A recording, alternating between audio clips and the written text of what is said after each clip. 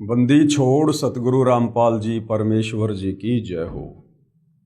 परमपिता परमात्मा सारी सृष्टि के रचनहार कुल मालिक असंख्य ब्रह्मांडों के स्वामी जगत गुरु तीनों लोकों में प्रवेश करके सबका धारण पोषण करने वाले राजाधिराज आत्माधार नाथों के नाथ देवों के देव महादेव सर्वेश्वर महेश्वर मृत्युंजय अजरो अमर आदि अनादि सनातनी प्रभु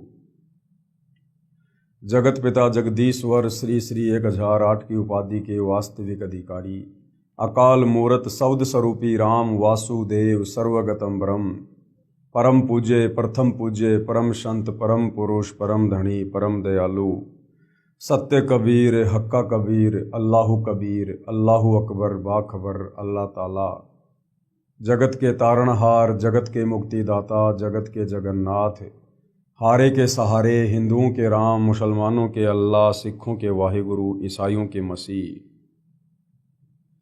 दया के सागर दयानिधि करुणा के सागर करुणानिधि स्वयंभू परिभू संकट मोचन कष्ट हरण मंगल करण दुख भंजन अविगत कबीर निर्विकार निर्विषम परमात्मा अलय अलेख सतगुरु आदि अनादि सतगुरु असली मर्यादा पुरुषोत्तम असली राम असली कृष्ण असली घनश्याम असली मुरारी राजाओं के राजा महाराजाओं के महाराजा शहंशाहों के शहंशाह सम्राटों के सम्राट भगवानों के भगवान अल्लाहों के अल्लाह प्रभुओं के प्रभु मसीहाओं के मसीह सच्चे वाहिगुरु बाबाओं के बाबा पीरों के पीर सेठों के सेठ जगत सेठ सावड़सा सेठ सर्वगुण संपन्न अनंत कोटि कलाओं के स्वामी अनंत कोटि ब्रह्मांडों के नायक योगियों में महायोगी ध्यानियों में महाध्यानी सिद्धों में परम सिद्ध ज्ञानियों में तत्व ज्ञानी ब्रह्म ज्ञानी महाज्ञानी परम ज्ञानी सर्वश्रेष्ठ ज्ञानी विज्ञानी युवा कबीर समर्थ कबीर असमवात अमित ओजा सच्चे रहनुमा करीम अल्लाह सुभान अल्लाह दुनिया के अंतिम पैगंबर 8 सितंबर 1951 से गांव धनाना जिला सोनीपत हरियाणा भारतवर्ष की पावन भूमि पे प्रकट रियल कल की भगवान श्री नारायण साकार हरि श्री बाबा साहिब नूर अनंत परमात्मा सच्चे दरवेश सच्चे बाखबर संत श्रोमणी सतगुरु रामपाल जी परमेश्वर जी के चरण कमल में आप और हम सभी भाई बहनों का अनंत कोटि दंडवत प्रणाम। सत्साई भाई और बहनों, बहुत बड़ी दया बहुत बड़ी मेहर पूज्य गुरुदेव भगवान की परमेश्वर रामपाल जी की जो उनके कर कमल से लिखित पवित्र आध्यात्मिक पुस्तक ज्ञान गंगा के ऊपर वीडियो बनाने की श्रृंखला शुरू हुई है। ये पवित्र पुस्तक ज्ञान गंगा सर्व धर्मों के सर्व पवित्र धर्मशास्त्रों से प्रमाणित है। इस पवित्र पुस्तक ज्ञान गंगा को निष्पक्ष होकर धैर्य के साथ रुचि लेकर पढ़ने से पूज्य गुरुदेव भगवान ने आशीर्वाद दिया है कि उस साधक की उस व्यक्ति की 101 पीढ़ी का उद्धार होगा। वो स्वयं तो अपनी आत्मा का कल्याण करवाएगा ही करवाएगा, साथ में उसकी पीढ़ियां भी उसी के पद चिन्हों पर चलती हुई अपनी आत्मा का कल्याण करवाएंगी। और भाई और बहनों, आप और हमें ये मनुष्य जन्म चाहे स्त्री का हो या पुरुष का हो, ये अपनी आत्मा का कल्याण करवाने के लिए ही मिला है, क्योंकि हम यहाँ काल के 21 ब्रह्मांडों में फंसे हुए हैं। आज से पहले सदियों से आप और हमें सृष्टि रचना का ये ज्ञान कोई देने वाला धर्मगुरु नहीं मिला था। रह रहकर परमात्मा कबीर देव तत्वदर्शी संत की भूमिका में इस पृथ्वी पर सतलोक से चलकर आते रहे, हमें समझाते रहे, लेकिन उनकी बातों को हमने अज्ञानी धर्मगुरुओं के अज्ञान से प्रभावित होने के कारण स्वीकार नहीं किया और हम अपनी आत्मा के कल्याण से वंचित रहे। अब भाई और बहनों, पुनः वही कबीर भगवान कबीर परमात्मा कबीर देव सारी सृष्टि का मालिक सर्व ब्रह्मांडों को रचने वाला पुनः आज इस भारतवर्ष की पवित्र भूमि पर सतगुरु रामपाल जी के नाम से तत्वदर्शी संत के रूप में प्रकट है और हमें आत्मा के कल्याण का मार्ग बता रहे हैं। लेकिन काल प्रेरणा से आज भी ज़्यादातर लोग वही गलती कर रहे हैं जो गलतियां सदियों से करते आ रहे हैं। कहते हैं सकल पदार्थ है जगमाही, भाग बिना नर पावत नाही। परमात्मा की शरण, मोक्ष की प्राप्ति ये भाग्य के बिना नहीं हो सकती है। लेकिन वर्तमान में भाग्य को जगाया जा सकता है, संस्कार को बनाया जा सकता है, यदि हम पवित्र पुस्तक ज्ञान गंगा को रुचि लेकर ध्यान से पढ़ें और जगत गुरु तत्वदर्शी सतगुरु रामपाल जी से उपदेश लेकर भक्ति शुरू करें। तो भाई और बहनों, इस पवित्र पुस्तक ज्ञान गंगा के ऊपर आज हमारा 7वें नंबर का वीडियो है और हम सृष्टि रचना को लेकर समझने की दिशा में आगे बढ़ रहे हैं। तो पिछले वीडियो में सृष्टि रचना की शुरुआत में आप और हमने पवित्र पुस्तक ज्ञान गंगा में पढ़ा कि सर्वप्रथम केवल एक ही परमात्मा था जिसका नाम कबीर देव। वो परमात्मा अनामी लोक में रहा करता था।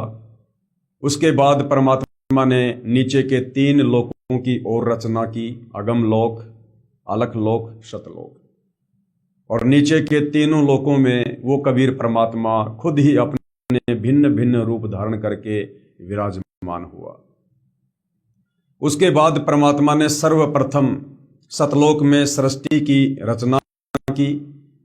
सर्वप्रथम अपने एक शब्द से 16 द्वीपों की रचना की। उसके बाद 16 शब्द उच्चारण करके अपने 16 पुत्रों की उत्पत्ति की और सभी अपने पुत्रों को एक एक द्वीप में रहने का आदेश दिया। उसके बाद कबीर परमात्मा जी ने अपने 12वें नंबर पुत्र अचिंत को सतलोक में सृष्टि रचना करने के लिए शब्द शक्ति प्रदान की और आदेश दिया। उसके बाद अचिंत ने सृष्टि रचना में सहयोग के लिए एक आत्मा की उत्पत्ति की वचन से, शब्द से, जिसका नाम अक्षर पुरुष रखा गया, जिसको परब्रह्म भी कहते हैं। अक्षर पुरुष मानसरोवर में जाकर सो गया, उसको निंद्रा आ गई। अचिंत की लाख कोशिशों के बावजूद भी वो बाहर नहीं आया। अचिंत ने परमपिता परमेश्वर कबीर साहिब जी से प्रार्थना की कि हे पिताजी, अचिंत मानसरोवर में जाकर सो गया है, की रचना नहीं कर पा रहा हूं। तो कबीर परमात्मा जी ने कहा, ये तेरे को एक ट्रेलर दिखाना था कि तुम सृष्टि रचना करने में समर्थ नहीं हो। जो काम समर्थ कर सकता है वो जीव नहीं कर सकता। उसके बाद कबीर परमात्मा जी ने उसी मानसरोवर से जल अपने हाथ में लिया, अपनी वचन शक्ति से एक अंडा बनाया, अंडे में एक आत्मा प्रवेश की और मानसरोवर के जल में छोड़ दिया। अचिंत सोया हुआ था।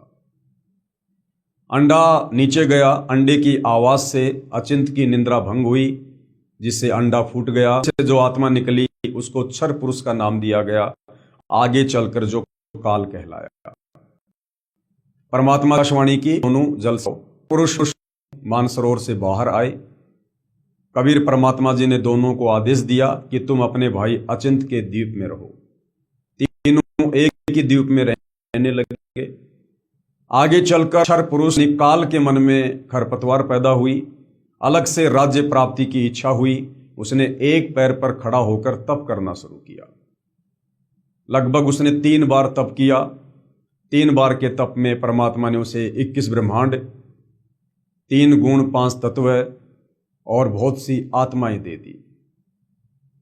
सर्वप्रथम जिस आत्मा ने काल के साथ जाने की स्वीकृति दी थी, हाथ खड़ा किया था, परमात्मा ने उसको एक सुंदर युवा लड़की बनाया, जिसका नाम आदि माया अष्टंगी रखा। आगे चलकर जिसका नाम दुर्गा पड़ा।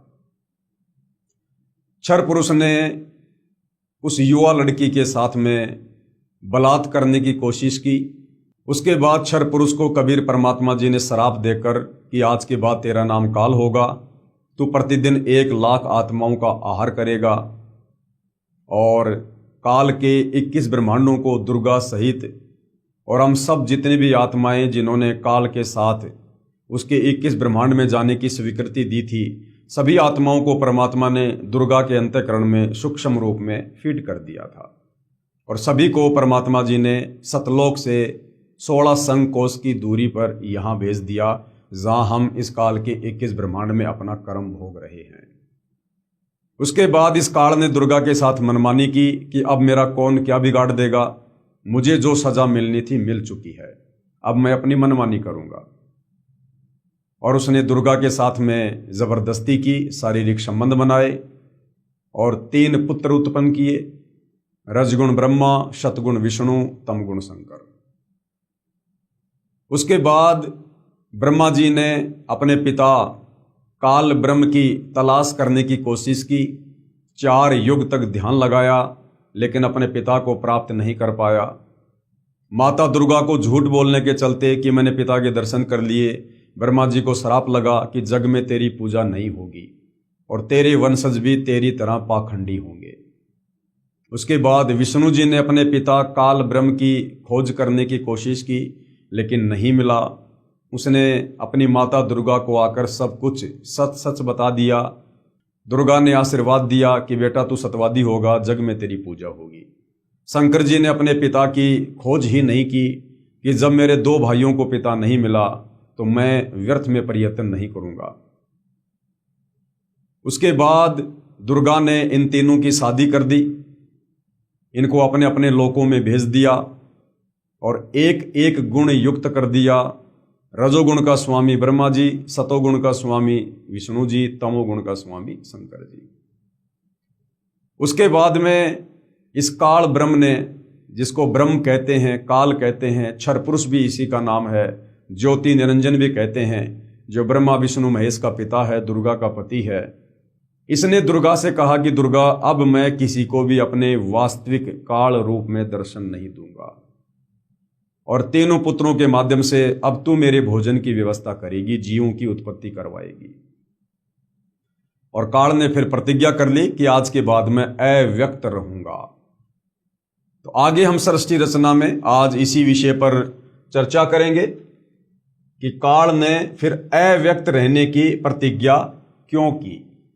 तो भाई और बहनों, ये पवित्र पुस्तक ज्ञान गंगा आप जियों के समक्ष है और आज का टॉपिक है ब्रह्म यानी काल की अव्यक्त रहने की प्रतिज्ञा। अव्यक्त का मतलब निराकार नहीं होता है, अव्यक्त का मतलब होता है जो साकार है लेकिन दिखाई नहीं दे रहा है। जिस प्रकार सूर्य के सामने बादल आ जाने से सूर्य निराकार नहीं होता बल्कि अव्यक्त हो जाता है, कुछ समय के लिए दिखाई नहीं देता है, और जैसे ही बादल वहां से हटते हैं सूर्य हमें दिखाई देता है। तो इसी प्रकार ये काल ब्रह्म, ये ज्योति निरंजन, ये क्षर पुरुष, ये निराकार नहीं है, ये अव्यक्त रहता है, ये अपनी योग माया से छुपा रहता है, किसी को दर्शन नहीं देता है। काल ब्रह्म की अव्यक्त रहने की प्रतिज्ञा सूक्ष्म वेद से सृष्टि रचना, जो 5वां वेद सूक्ष्म वेद है, कबीर सागर की वाणी और आदरणीय गरीबदास जी का जो सदग्रंथ साहिब है, जिसको अमर ग्रंथ भी कहते हैं, वो 5वां वेद है जिसमें कंप्लीट आध्यात्मिक ज्ञान है, कंप्लीट सृष्टि रचना है। तीनों पुत्रों की उत्पत्ति के पश्चात ब्रह्म ने अपनी पत्नी दुर्गा यानी प्रकृति से कहा कि मैं प्रतिज्ञा करता हूं कि भविष्य में किसी को अपने वास्तविक रूप में दर्शन नहीं दूंगा, जिस कारण से मैं अव्यक्त माना जाऊंगा। दुर्गा से कहा कि आप मेरा भेद किसी को मत देना, मैं गुप्त रहूंगा। इस काल ब्रह्म ने दुर्गा अपनी पत्नी को कह दिया कि तू भी मेरा भेद किसी को मत देना, कि ऐसे ऐसे हम सतलोक से आए हैं और कबीर भगवान ने हमें श्राप दिया हुआ है और मुझे प्रतिदिन 1 लाख मानव शरीरधारी आत्माओं का आहार करना पड़ता है। ये भेद तू मेरे तीनों बेटों ब्रह्मा विष्णु महेश को भी मत बताना। दुर्गा से कहा कि आप मेरा भेद किसी को मत देना, मैं गुप्त रहूंगा। दुर्गा ने पूछा कि क्या आप अपने पुत्रों को भी दर्शन नहीं दोगे? दुर्गा ने कहा क्या तुम ब्रह्मा विष्णु महेश को भी दर्शन नहीं दोगे? तो ब्रह्म यानी काल ने कहा मैं अपने पुत्रों को तथा अन्य को किसी भी साधना से दर्शन नहीं दूंगा, यानी मैं संसार में किसी को भी जप से, तप से, साधना से, किसी भी मंत्र के जाप से मैं दर्शन नहीं दूंगा। ये मेरा अटल घटिया नियम है, यह मेरा अटल नियम रहेगा। दुर्गा ने कहा यह तो आपका उत्तम नियम नहीं है, जो आप अपनी संतान से भी छुपे रहोगे। तब काल ने कहा दुर्गा मेरी विवशता यानी मजबूरी है, मुझे 1 लाख मानव शरीरधारी प्राणियों का आहार करने का श्राप लगा है। यदि मेरे पुत्रों ब्रह्मा विष्णु महेश को पता लग गया तो ये उत्पत्ति, स्थिति तथा संहार का कार्य नहीं करेंगे।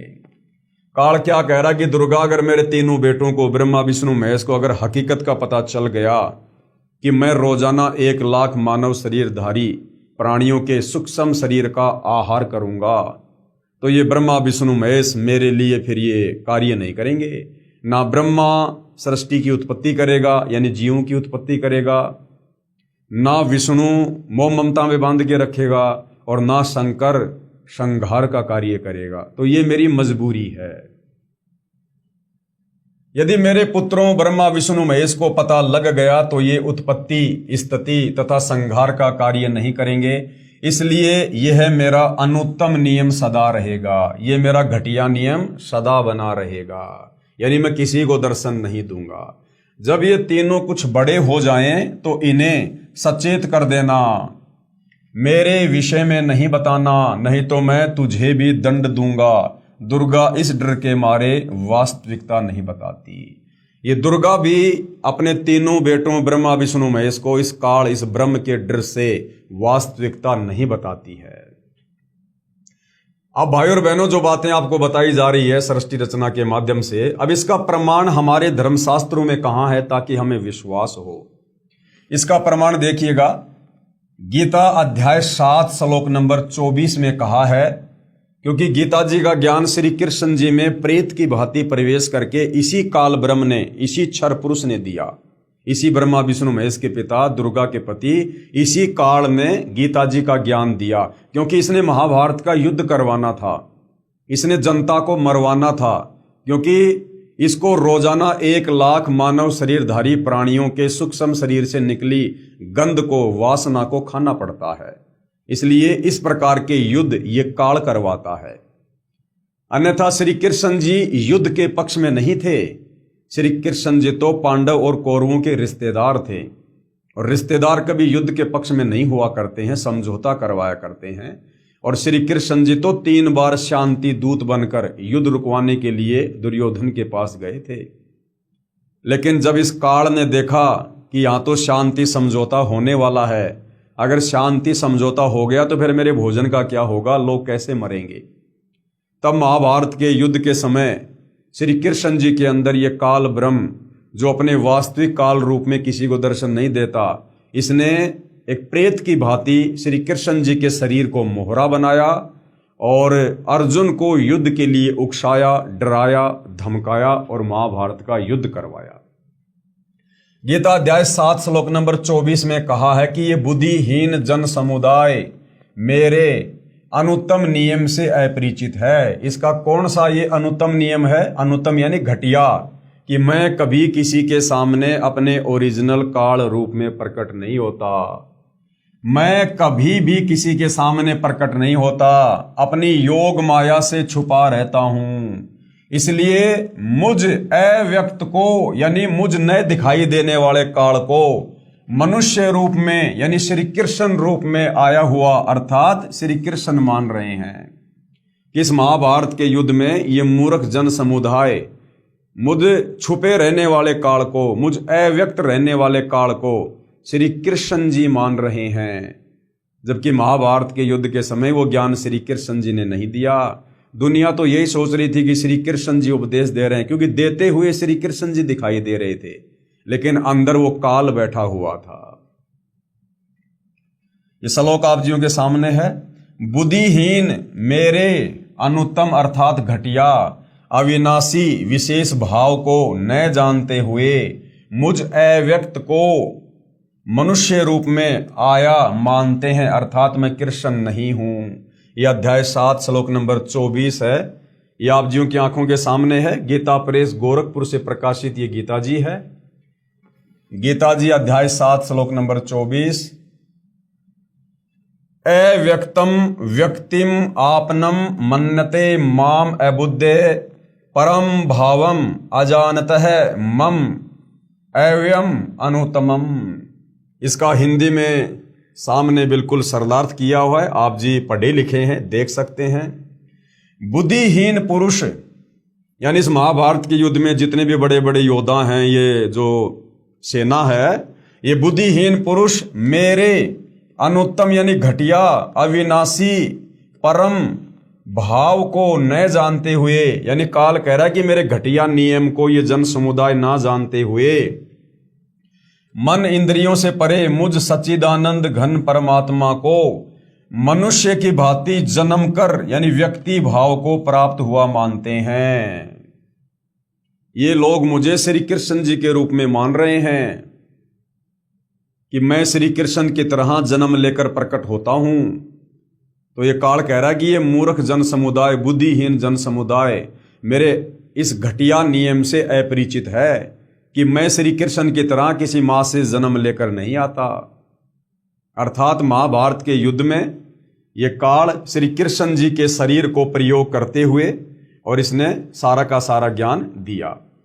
बुद्धिहीन पुरुष मेरे अनुत्तम अविनाशी परम भाव को न जानते हुए मन इंद्रियों से परे मुझ सच्चिदानंद घन परमात्मा को मनुष्य की भांति जन्म कर व्यक्ति भाव को प्राप्त हुआ मानते हैं। गीता अध्याय 11 श्लोक नंबर 47 और 48 में ये काल ब्रह्म गीता का ज्ञान देने वाला क्या कह रहा है। गीता अध्याय 11 श्लोक 47-48 में कहा है कि यह मेरा वास्तविक काल रूप है। इसके दर्शन अर्थात ब्रह्म प्राप्ति न वेदों में वर्णित विधि से, न जप से, न तप से तथा न किसी क्रिया से हो सकती है। महाभारत का युद्ध करवाने के लिए जब अर्जुन किसी भी प्रकार से युद्ध करने को सहमत नहीं था, अर्जुन ने कहा कि भैया मैं मारूं तो किसको मारूं, मैं राज्य के लिए अपने भतीजों को, अपने भाइयों को, अपने गुरुजन को, अपने बड़ों को नहीं मार सकता। इससे अच्छा तो मैं भीख मांग कर जीवन निर्वाह कर लूंगा, मैं युद्ध नहीं करूंगा। जब अर्जुन किसी भी प्रकार से युद्ध करने के लिए तैयार नहीं हुआ, तब इस काल ने, इस ब्रह्म ने अपने भोजन के लिए इसने श्री कृष्ण जी के अंदर इसने प्रेत की भांति प्रवेश किया और फिर अर्जुन को अपना वो विराट रूप दिखाया, अपना काल रूप दिखाया, जिससे अर्जुन भयभीत हो गया और उसने फिर से हथियार उठा लिए। तो क्या कह रहा है ये काल ब्रह्म अर्जुन को दर्शन देते हुए? गीता अध्याय 11 श्लोक 47-48 में कहा है कि यह मेरा वास्तविक काल रूप है। इसके दर्शन अर्थात ब्रह्म प्राप्ति ना वेदों में वर्णित विधि से, ना जप से, ना तप से तथा न किसी क्रिया से हो सकती है। कि अर्जुन ये तो मैंने तेरे ऊपर प्रसन्न होकर अपना ये विराट रूप दिखाया है, काल रूप, प्रसन्न होकर नहीं, अपने भोजन के लिए, अर्जुन को डराकर युद्ध करवाने के लिए। ये देखिएगा गीता जी अध्याय 11 श्लोक नंबर 47 आप जियों के सामने है। गीता प्रेस गोरखपुर से प्रकाशित ये गीता जी है। ये जो श्लोक है ये संस्कृत में आप जियों के सामने लिखा हुआ है, अनुवाद सामने है।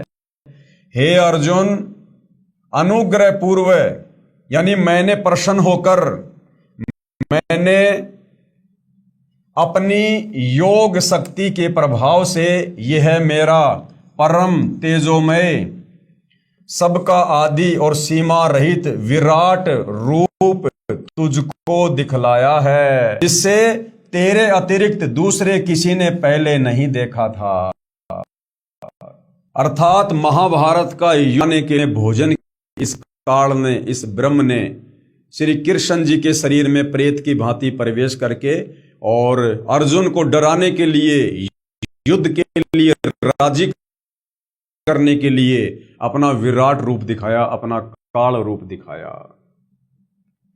श्री भगवान बोले, यानी वो ब्रह्म बोला, हे अर्जुन, अनुग्रह पूर्वक मैंने अपनी योग शक्ति के प्रभाव से ये मेरा परम तेजोमय, सबका आदि और सीमा रहित विराट रूप तुझको दिखलाया है, जिसे तेरे अतिरिक्त दूसरे किसी ने पहले नहीं देखा था।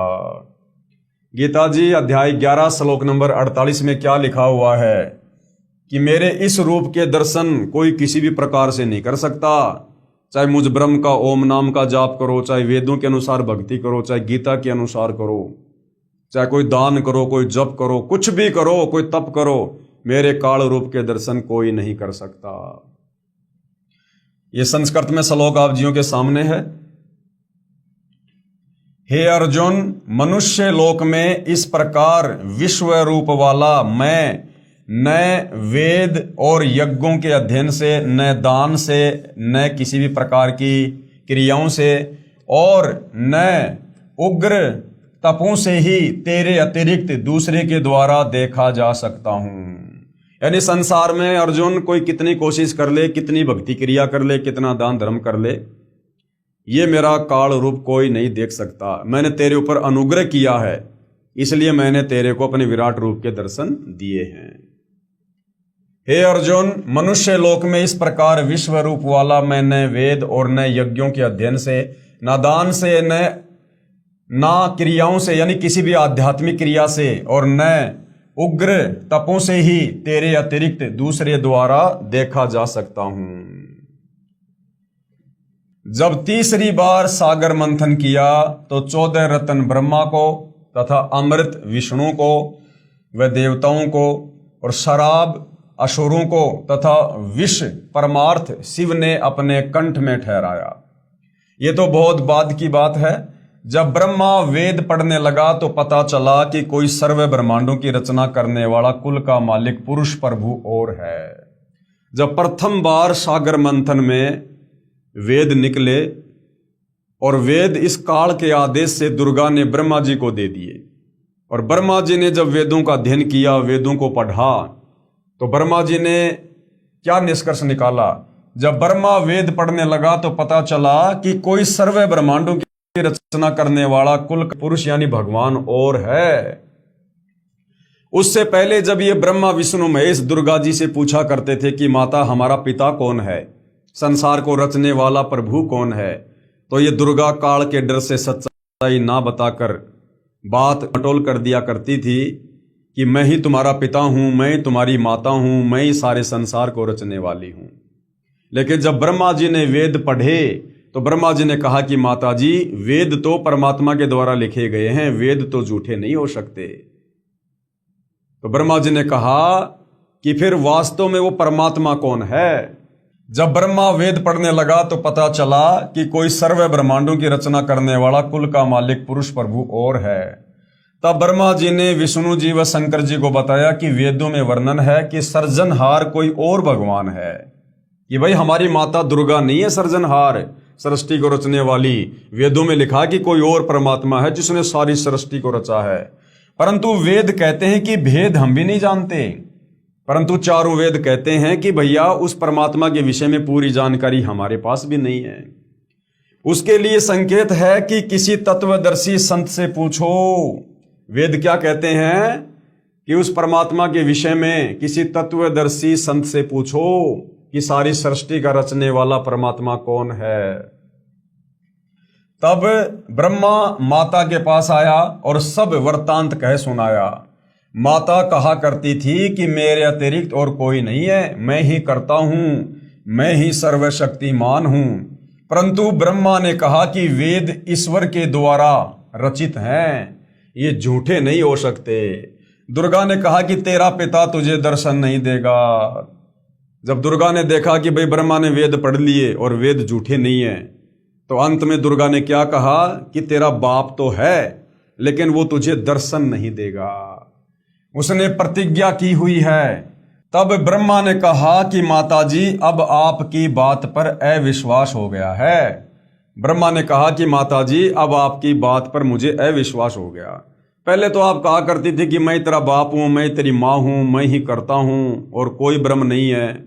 अब जब मैंने वेदों में पढ़ा तो आप कह रही हैं कि तेरा बाप तो है लेकिन तुझे दर्शन नहीं देगा। तो माताजी मुझे आपकी बातों पर विश्वास नहीं है, मैं उस पुरुष यानी प्रभु भगवान का पता लगाकर ही रहूंगा। दुर्गा ने कहा कि यदि वह तुझे दर्शन नहीं देगा तो तुम क्या करोगे? ब्रह्मा ने कहा कि मैं आपको शक्ल नहीं दिखाऊंगा। दूसरी तरफ ज्योति निरंजन ने कसम खाई है कि मैं अव्यक्त रहूंगा, किसी को दर्शन नहीं दूंगा, अर्थात 21 ब्रह्मांड में कभी भी अपने वास्तविक काल रूप में आकार में नहीं आऊंगा।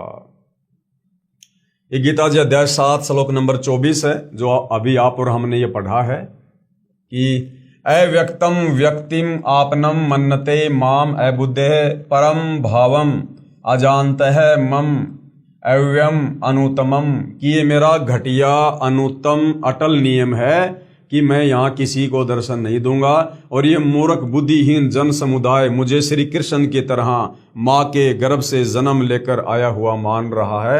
अर्थात महाभारत के युद्ध में ये लोग ये सोच रहे हैं कि श्री कृष्ण ज्ञान दे रहा है, लेकिन उस समय वो श्री कृष्ण नहीं था, केवल श्री कृष्ण जी का शरीर था।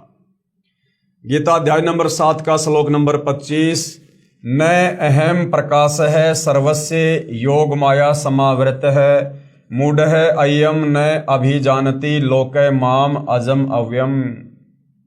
मैं योग माया से छिपा हुआ सबके प्रत्यक्ष नहीं होता, अर्थात अव्यक्त रहता हूं, इसलिए जन्म न लेने वाले अविनाशी अटल भाव को यह अज्ञानी जन समुदाय संसार मुझे नहीं जानता, अर्थात मुझको कृष्ण समझता है, क्योंकि ब्रह्म अपनी शब्द शक्ति से अपने नाना रूप बना लेता है। यह दुर्गा का पति है, इसलिए इस मंत्र में कह रहा है कि मैं श्री कृष्ण आदि की तरह दुर्गा से जन्म नहीं लेता, मैं अव्यक्त रहता हूं। ब्रह्मा का अपने पिता काल ब्रह्म की प्राप्ति के लिए प्रयत्न करना, उसके बाद ये ब्रह्मा जो इस ब्रह्म का बेटा है, काल का बेटा है ब्रह्मा, ये अपने पिता काल ब्रह्म की तलाश में निकल जाता है। तब दुर्गा ने ब्रह्मा जी से कहा कि अलख निरंजन तुम्हारा पिता है, परंतु वह तुम्हें दर्शन नहीं देगा। ब्रह्मा ने कहा कि मैं दर्शन करके ही लौटूंगा। माता ने पूछा कि यदि तुझे दर्शन नहीं हुए तो क्या करेगा? ब्रह्मा ने कहा मैं प्रतिज्ञा करता हूं, यदि पिता के दर्शन नहीं हुए तो मैं आपके समक्ष नहीं आऊंगा, कि अगर मुझे मेरे पिता काल ब्रह्म के अलख निरंजन के दर्शन नहीं हुए तो मैं आपको अपना मुंह नहीं दिखाऊंगा, अपनी शकल नहीं दिखाऊंगा। ब्रह्मा ने प्रतिज्ञा कर ली।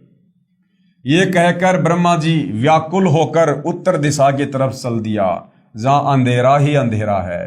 वहां ब्रह्मा ने 4 युग तक ध्यान लगाया, परंतु कुछ भी प्राप्ति नहीं हुई। 4 युग, सतयुग, त्रेता, द्वापर, कलयुग, इतने समय तक ब्रह्मा जी ने ध्यान लगाया। 4 युगों का कुल समय होता है 43,20,000 वर्ष। इतने समय तक ब्रह्मा जी ने ध्यान लगाया, लेकिन इस काल ब्रह्म ने जो प्रतिज्ञा कर रखी है कि मैं किसी भी प्रकार की साधना से, तपस्या से मैं दर्शन नहीं दूंगा। काल ने आकाशवाणी की कि जीव उत्पत्ति क्यों नहीं की। अब उधर से काल ने दुर्गा को आकाशवाणी की कि दुर्गा मुझे भूख लग रही है, तुझे तो पता है मुझे श्राप लगा हुआ है 1 लाख मानव शरीरधारी आत्माओं को खाने का, अभी तक जीवों की उत्पत्ति क्यों नहीं हुई। भवानी यानी दुर्गा ने कहा कि आपका ज्येष्ठ पुत्र यानी बड़ा बेटा ब्रह्मा जिद करके आपकी तलाश में गया है, और ब्रह्मा के बिना जीव उत्पत्ति का सब कार्य असंभव है। ब्रह्म यानी काल ने कहा उसे वापस बुला लो, मैं उसे दर्शन नहीं दूंगा। तब दुर्गा यानी प्रकृति ने अपनी शब्द शक्ति से गायत्री नाम की लड़की उत्पन्न की तथा उसे ब्रह्मा को लौटा लाने को कहा। गायत्री ब्रह्मा जी के पास गई, परंतु ब्रह्मा जी समाधि लगाए हुए थे, उन्हें कोई आभास ही नहीं था कि कोई आया है। तब आदि कुमारी प्रकृति ने यानी उस दुर्गा ने गायत्री को ध्यान द्वारा बताया कि इसके चरण स्पर्श कर। तब गायत्री ने ऐसा ही किया। ब्रह्मा जी का ध्यान भंग हुआ तो क्रोधवश बोले कि कौन पापिन है जिसने मेरा ध्यान भंग कर दिया, मैं तुझे श्राप दूंगा। गायत्री कहने लगी कि मेरा दोष नहीं है, पहले मेरी बात सुनो तब श्राप देना। मेरे को माता ने यानी दुर्गा ने तुम्हें लौटा लाने को कहा है, क्योंकि आपके बिना जीव उत्पत्ति नहीं हो सकती। ब्रह्मा ने कहा कि मैं कैसे जाऊं, पिताजी के दर्शन हुए नहीं, ऐसे जाऊं तो मेरा उपहास होगा यानी मेरा मजाक उड़ाया जाएगा कि तू तो कह रहा था ना जब तक मैं पिताजी के दर्शन नहीं कर लूंगा तब तक वापस नहीं लौटूंगा। यदि माता जी के समक्ष ये कह दे कि ब्रह्मा को पिता यानी ज्योति निरंजन के दर्शन हुए हैं और मैंने अपनी आंखों से देखा है तो मैं आपके साथ चलूं। अब ब्रह्मा जी ने क्या कहा कि गायत्री अगर तू माता दुर्गा जी के सामने मेरी झूठी गवाही दे दे कि मेरी आंखों के सामने ब्रह्मा को उसके पिता ज्योति निरंजन ने ब्रह्म ने दर्शन दिए हैं तो मैं तेरे साथ में चल सकता हूं। यानी भाई और बहनों, झूठ की शुरुआत कहां से हो रही है? सबसे पहला झूठ इस काल ने कि मैं आज के बाद किसी को दर्शन नहीं दूंगा, छुपा रहूंगा। उसके बाद सबसे बड़ा झूठ सृष्टि में बोला इस देवी ने, दुर्गा ने, प्रकृति ने। अपने बेटों को इसने हकीकत नहीं बताई, अपने बेटों को भी झूठ बोला कि तुम्हारा कोई बाप नहीं है, मैं तुम्हारा बाप हूं। और उसके बाद ये ब्रह्मा, दुर्गा का बड़ा बेटा, ये कह रहा कि तुम मां के सामने झूठी गवाही दे देना गायत्री कि मुझे पिताजी ने दर्शन दे दिए। तब गायत्री ने कहा कि आप मेरे साथ संभोग यानी सेक्स करोगे तो मैं आपकी झूठी साक्षी गवाही भरूंगी। गायत्री ने यह शर्त क्यों रखी कि कल को अगर ब्रह्मा ने कल को कह दिया कि मुझे दर्शन नहीं हुए तो मैं तो झूठी पड़ जाऊंगी, मेरी तो पिटाई हो जाएगी, मुझे तो श्राप लग जाएगा, तो मैं अकेली ना मरूं, साथ में ये ब्रह्मा भी मरे। इसलिए गायत्री ने कहा कि आप मेरे साथ में संभोग करो, रति क्रिया करो, तब मैं आपकी झूठी गवाही दूंगी। और गायत्री ने झूठी गवाही देनी इसलिए भी जरूरी थी क्योंकि उधर से दुर्गा का आदेश था कि किसी भी प्रकार से उसको लेकर आना है। तब गायत्री ने कहा कि आप मेरे साथ संभोग यानी सेक्स करोगे तो मैं आपकी झूठी साक्षी गवाही भरूंगी। तब ब्रह्मा ने सोचा कि पिता के दर्शन हुए नहीं, वैसे जाऊं तो माता के सामने शर्म लगेगी, और चारा नहीं दिखाई दिया। फिर गायत्री से रति क्रिया यानी संभोग किया। तब गायत्री ने कहा कि क्यों ना एक गवाह और तैयार किया जाए ताकि बात थोड़ी मजबूत हो जाए। ब्रह्मा ने कहा बहुत ही अच्छा है। तब गायत्री ने शब्द शक्ति से एक लड़की जिसका नाम पुहुपवती पैदा की तथा उससे दोनों ने कहा कि आप गवाही देना कि ब्रह्मा ने पिता के दर्शन किए हैं। तब पुहुपवती ने कहा कि मैं क्यों झूठी गवाही दूं? हाँ, यदि ब्रह्मा मेरे से रति क्रिया संभोग करे तो गवाही दे सकती हूं। गायत्री ने ब्रह्मा को समझाया, उकसाया कि और कोई चारा नहीं है। तब ब्रह्मा ने पुहुपवती से संभोग किया तो तीनों मिलकर आदि माया यानी प्रकृति के पास आए, दुर्गा के पास। दोनों देवियों ने उपरोक्त शर्त इसलिए रखी थी कि यदि ब्रह्मा माता के सामने हमारी झूठी गवाही को बता देगा तो माता हमें श्राप देगी, इसलिए उसे भी दोषी बना लिया। यहां गरीबदास जी महाराज कहते हैं, दास गरीब यह चूक धुरोधर। आदरणीय गरीबदास जी क्या कह रहे हैं कि भाई ये जो चूक है, ये जो गलती है, ये जो झूठ है, ये ऊपर से चली आ रही है। भावार्थ, इस काल यानी ब्रह्म के लोक में यानी 21 ब्रह्मांड में यह बुराई शुरू से ही है तथा यहां काल के लोक में देवता भी बुराई से अछूते नहीं हैं। जैसे श्री विष्णु जी ने जालंधर राक्षस की पतिव्रता पत्नी तुलसी के साथ धोखा करके उसके साथ रति क्रिया यानी सेक्स करके उसका पतिव्रता धर्म भंग किया। श्री विष्णु जी जिसकी पूरा जग पूजा करता है नारायण मानकर, एक बार एक जालंधर नाम का राक्षस और उसकी राक्षस सेना और देवताओं के बीच में महासंग्राम छिड़ गया और किसी भी प्रकार से देवता राक्षसों को पराजित नहीं कर पाए। कारण क्या था? जो जालंधर राक्षस था उसकी जो पत्नी थी तुलसी, वो पतिव्रता थी और जब तक उसकी पत्नी का पतिव्रता धर्म कोई भ्रष्ट ना कर दे, ना तोड़ दे, तब तक उस राक्षस को नहीं मारा जा सकता था। सारे देवता फेल हो गए। अंत में सारे देवता मिलकर श्री विष्णु जी के पास में गए और विष्णु जी ने धोखे से, छल से उस जालंधर राक्षस का रूप बनाया और उस तुलसी के पास जाकर शारीरिक संबंध बनाए जिससे उसका पतिव्रता धर्म खंड हुआ और उधर फिर देवताओं ने जालंधर राक्षस का वध किया। तो गरीबदास जी कह रहे हैं कि भैया ये जो झूठा जो सारा खेल है, ये जो गलतियां हैं, ये तो 21 ब्रह्मांड में ऊपर से देवताओं से चली आ रही हैं। उसके बाद भगवान शिव ने भी श्री विष्णु द्वारा मोहिनी रूप धारण करने पर उसके साथ संभोग सेक्स करने के मकसद से उसका हाथ पकड़ा।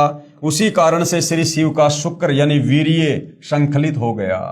श्री विष्णु जी अपने वास्तविक रूप में प्रकट हो गए। उसके बाद में श्री शंकर जी ने बड़ी शर्मिंदगी महसूस की। माता दुर्गा द्वारा ब्रह्मा को श्राप देना।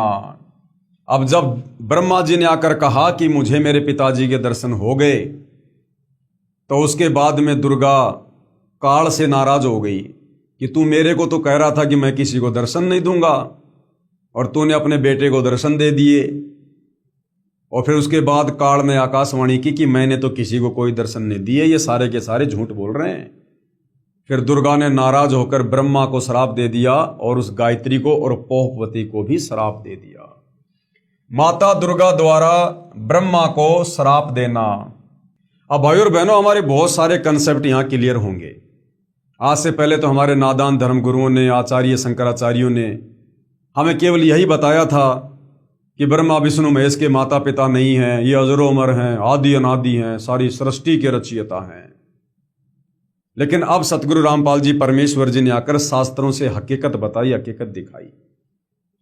हम पहले सोचा करते थे कि भाई शंकर जी की पूरी दुनिया भक्ति करती है, बहुत सारे मंदिर हैं, विष्णु जी की पूरी दुनिया भक्ति करती है, बहुत सारे मंदिर हैं, ये ब्रह्मा जी की भक्ति कोई क्यों नहीं करता?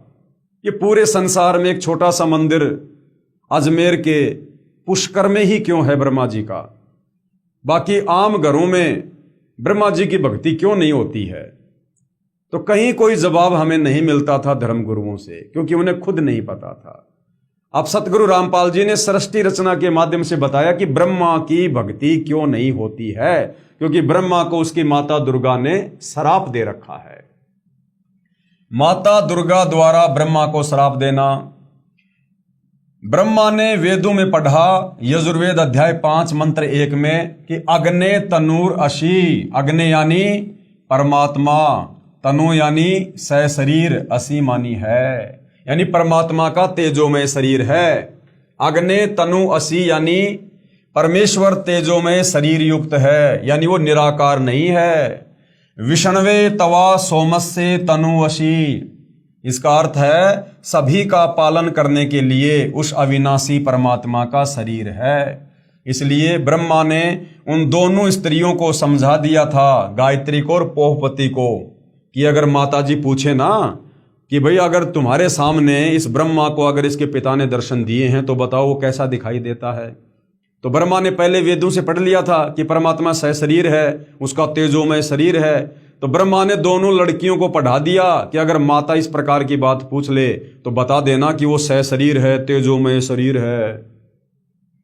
कि तुम कहना कि परमात्मा मानव सदृश से, यानी इंसान की तरह दिखाई देने वाला तेजोमय शरीर युक्त है।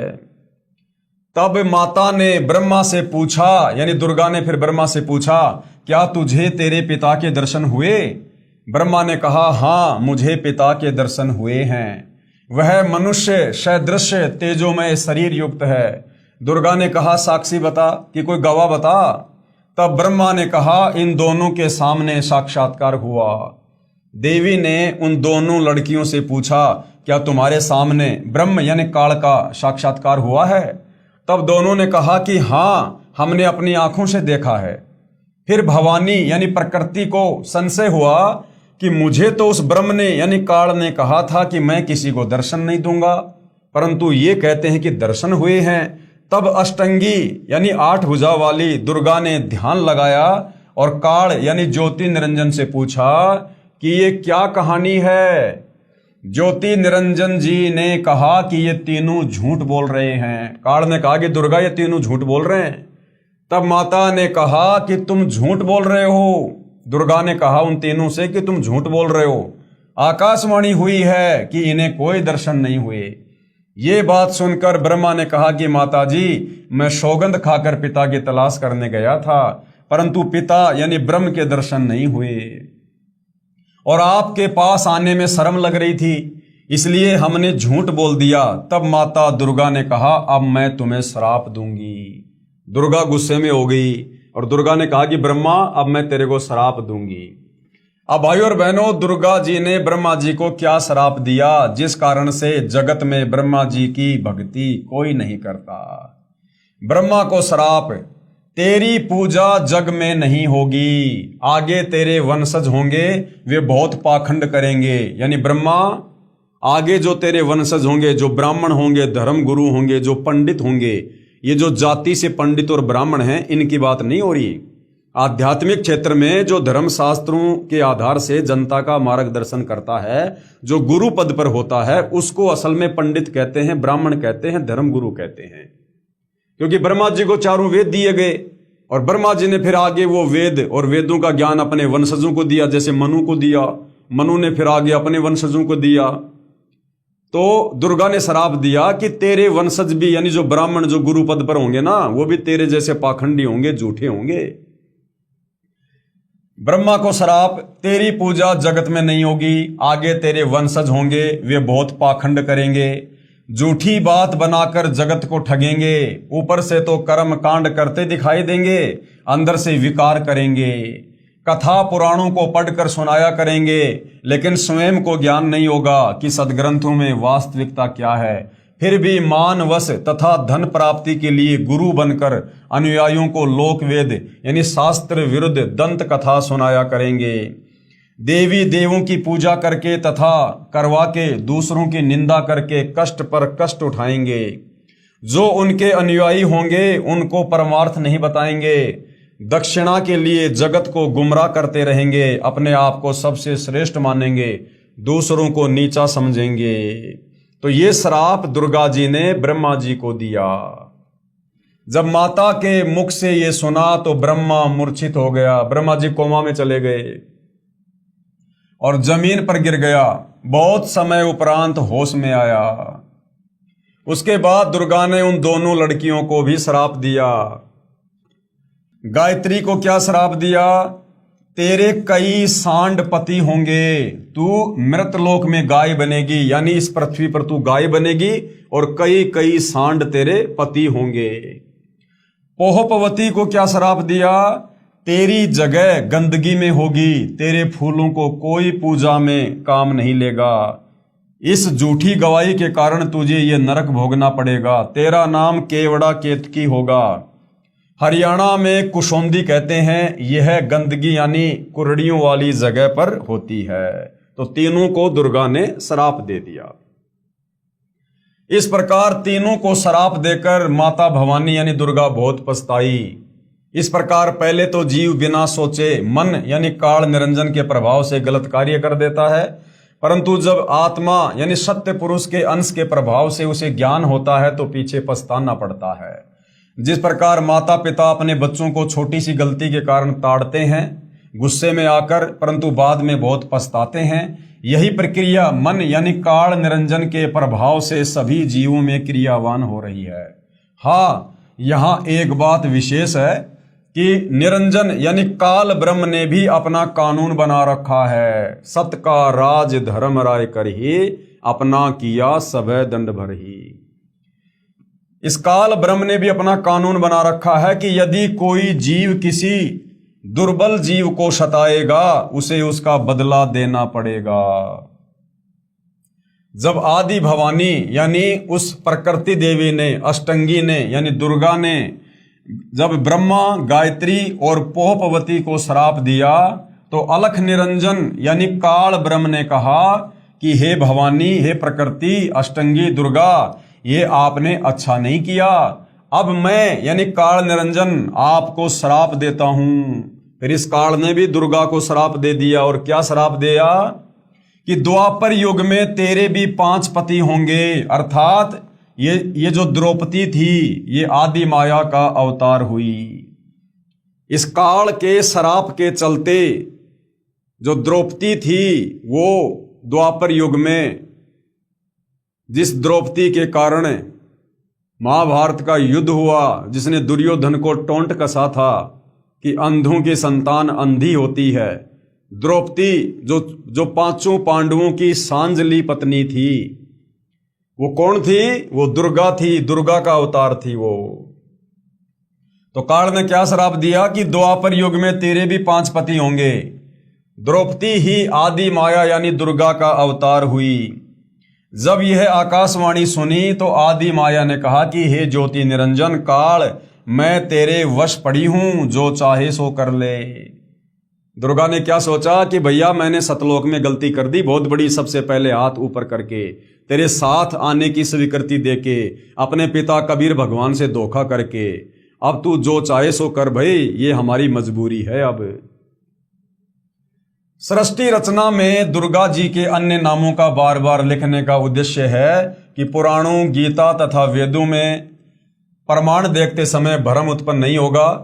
जैसे गीता अध्याय 14 श्लोक 3 और 4 में काल ब्रह्म ने कहा है कि प्रकृति तो गर्भ धारण करने वाली सब जीवों की माता है और मैं उसके गर्भ में बीज स्थापित करने वाला पिता हूं।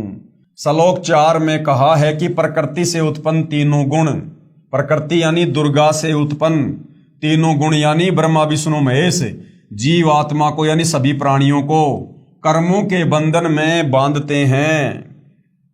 ये बार बार यहाँ पर जो दुर्गा के साथ में अष्टंगी, आदि माया, ये प्रकृति जो शब्द यूज किए जा रहे हैं ना, जो दुर्गा के ही नाम हैं, क्योंकि आगे चलकर जब हम शास्त्रों को पढ़ेंगे, गीता जी को पढ़ेंगे, तो इन शब्दों से दुर्गा जी को संबोधित किया गया है। इस प्रकरण में प्रकृति तो दुर्गा है तथा तीनों गुण, तीनों देवता यानी रजगुण ब्रह्मा, सतगुण विष्णु तथा तमगुण शिव के सांकेतिक नाम है। उसके बाद आगे इस पवित्र पुस्तक ज्ञान गंगा में पूज्य गुरुदेव जी ने क्या समझाया है सरस्वती रचना के माध्यम से। विष्णु का अपने पिता काल ब्रह्म की प्राप्ति के लिए प्रस्थान व माता का आशीर्वाद पाना। ब्रह्मा जी को तो उसका पिता मिला नहीं, ब्रह्म के दर्शन हुए नहीं, जो श्राप देना था दुर्गा ने उसको दे दिया। उसके बाद दुर्गा ने विष्णु को अपने दूसरे नंबर के बेटे को कहा कि बेटा आगे चलकर फिर तू भी बीच में टांग अड़ाएगा कि मैं भी अपने पिता के दर्शन करूंगा, फिर तुम सृष्टि कर्म को बाधित करोगे, तो बेटा तू भी कोशिश कर ले अपने पिता के दर्शन की, ताकि आगे चलकर फिर कोई बाधा उत्पन्न ना करे। तो विष्णु द्वारा अपने पिता काल ब्रह्म की प्राप्ति के लिए प्रस्थान करना और माता का आशीर्वाद पाना। इसके बाद विष्णु से प्रकृति यानी दुर्गा ने कहा कि पुत्र तू भी अपने पिता का पता लगा ले। तब विष्णु अपने पिताजी काल ब्रह्म का पता करते करते पाताल लोक में चले गए, जहां शेष नाग था। उसने विष्णु को अपनी सीमा में एंटर होते देखकर क्रोधित होकर जहर भरा फूंकार मारा।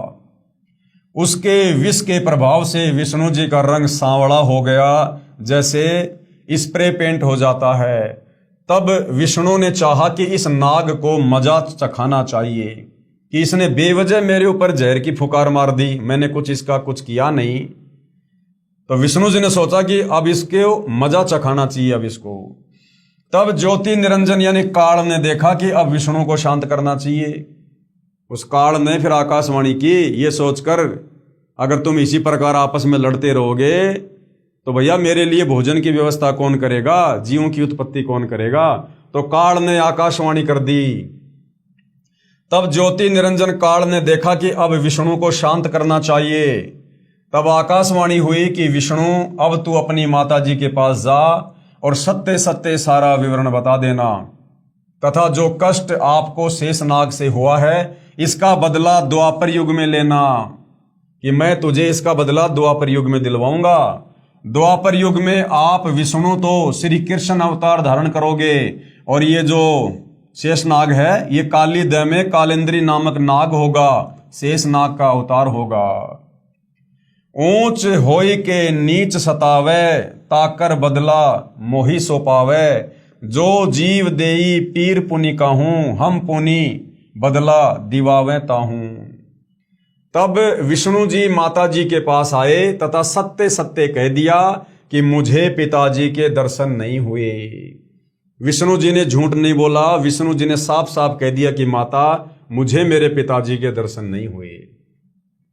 इस बात से माता यानी प्रकृति दुर्गा बहुत प्रसन्न हुई और कहा कि पुत्र तू सत्यवादी है, अब मैं अपनी शक्ति से तेरे पिता से मिलाती हूं तथा तेरे मन का संशय खत्म करती हूं। कबीर परमात्मा जी क्या कहते हैं, कबीर देख पुत्र तो ही पिता बिठाऊं, कि बेटा विष्णु मैं तुझे तेरे पिता के दर्शन करवाती हूं और तेरे मन का धोखा मिटाऊं। मन स्वरूप करता कह जानो, कि ये मन ही काल है, मन ते दूजा और न मानो। इस मन के अलावा, इस मन के अलावा और मत समझ कि कोई तेरा बाप है, कोई भगवान है। स्वर्ग पाताल दौर मन केरा, मन अस्थिर मन है अनेरा, निरंकार मन ही को कहिए, मन ही आस निस दिन रहिए। देख हूं पलटी शून्य में है ज्योति, जहां पर झिलमिल झालर ज्योति होती। इस प्रकार माता यानी अष्टंगी प्रकृति यानी दुर्गा ने विष्णु से कहा कि मन ही जग का करता है, यही ज्योति निरंजन है। ध्यान में जो 1000 ज्योतियां नजर आती है वही उसका असली रूप है। जो शंख घंटा आदि का बाजा सुना ये महास्वर्ग में निरंजन का ही बज रहा है। तब माता यानी अष्टंगी प्रकृति ने कहा कि हे पुत्र, तुम सब देवों के सरताज हो और तेरी हर कामना व कार्य मैं पूर्ण करूंगी। तेरी पूजा सर्व जग में होगी। आपने मुझे सच सच बताया है। काल के 21 ब्रह्मांडों के प्राणियों की विशेष आदत है कि अपनी व्यर्थ महिमा बनाता है। जैसे दुर्गा जी श्री विष्णु जी को कह रही है कि तेरी पूजा जग में होगी, मैंने तुझे तेरे पिता के दर्शन करा दिए। दुर्गा ने केवल प्रकाश दिखाकर श्री विष्णु जी को बहका दिया। श्री विष्णु जी भी प्रभु की यही स्थिति अपने अनुयायियों को समझाने लगे कि परमात्मा का केवल प्रकाश दिखाई देता है। अब दुर्गा ने विष्णु जी को बहला दिया कि देख, मैं तुझे तेरे बाप के दर्शन करवाती हूं ब्रह्म के। और सहस्रार कमर में ध्यान लगवाकर जो 1000 ज्योतियां हैं, 1000 पंखड़ियों का वो कमल है सहस्रार कमल, तो वहां पर वो प्रकाश दिखा दिया और विष्णु जी को शांत कर दिया। विष्णु जी भी खुश हो गए कि हाँ, मैंने अपने पिता के दर्शन कर लिए। और आगे फिर विष्णु जी ने भी अपने भक्तों को वही ज्ञान प्रचार करना शुरू कर दिया। अब उस ब्रह्म की वास्तविक स्थिति का, परमात्मा की वास्तविक स्थिति का विष्णु को भी नहीं पता। जैसा उसको दुर्गा ने बहकाया वैसा ही आगे विष्णु जी ने प्रचार करना शुरू कर दिया कि भगवान का तो प्रकाश देखा जा सकता है। तो आगे चलकर फिर पूरी दुनिया ने ये मान लिया कि परमात्मा निराकार है, परमात्मा दिखाई नहीं देता, केवल परमात्मा का प्रकाश देखा जा सकता है। जिस कारण से पूरी दुनिया ने भगवान को निराकार मान लिया। जबकि भाइयों और बहनों, परमात्मा तो निराकार है ही नहीं, ये काल भी निराकार नहीं है, ये काल भी साकार है, लेकिन ये अव्यक्त रहता है, ये किसी को दर्शन नहीं देता है। परमात्मा निराकार है यानी विष्णु ने आगे बताना शुरू कर दिया। इसके बाद आदि भवानी यानी रुद्र महेश जी के पास गई, यानी शंकर जी के पास गई, अपने तीसरे बेटे के पास, तथा कहा कि महेश यानी शंकर, तू भी कर ले अपने पिता की खोज। तेरे दोनों भाइयों को तो तुम्हारे पिताजी के दर्शन हुए नहीं, उनको जो देना था वह प्रदान कर दिया मैंने, अब आप मांगो जो मांगना है। तब महेश ने कहा यानी शंकर जी ने कहा कि हे जननी यानी हे माता, मेरे दोनों बड़े भाइयों को पिता के दर्शन नहीं हुए, फिर प्रयत्न करना बेकार है।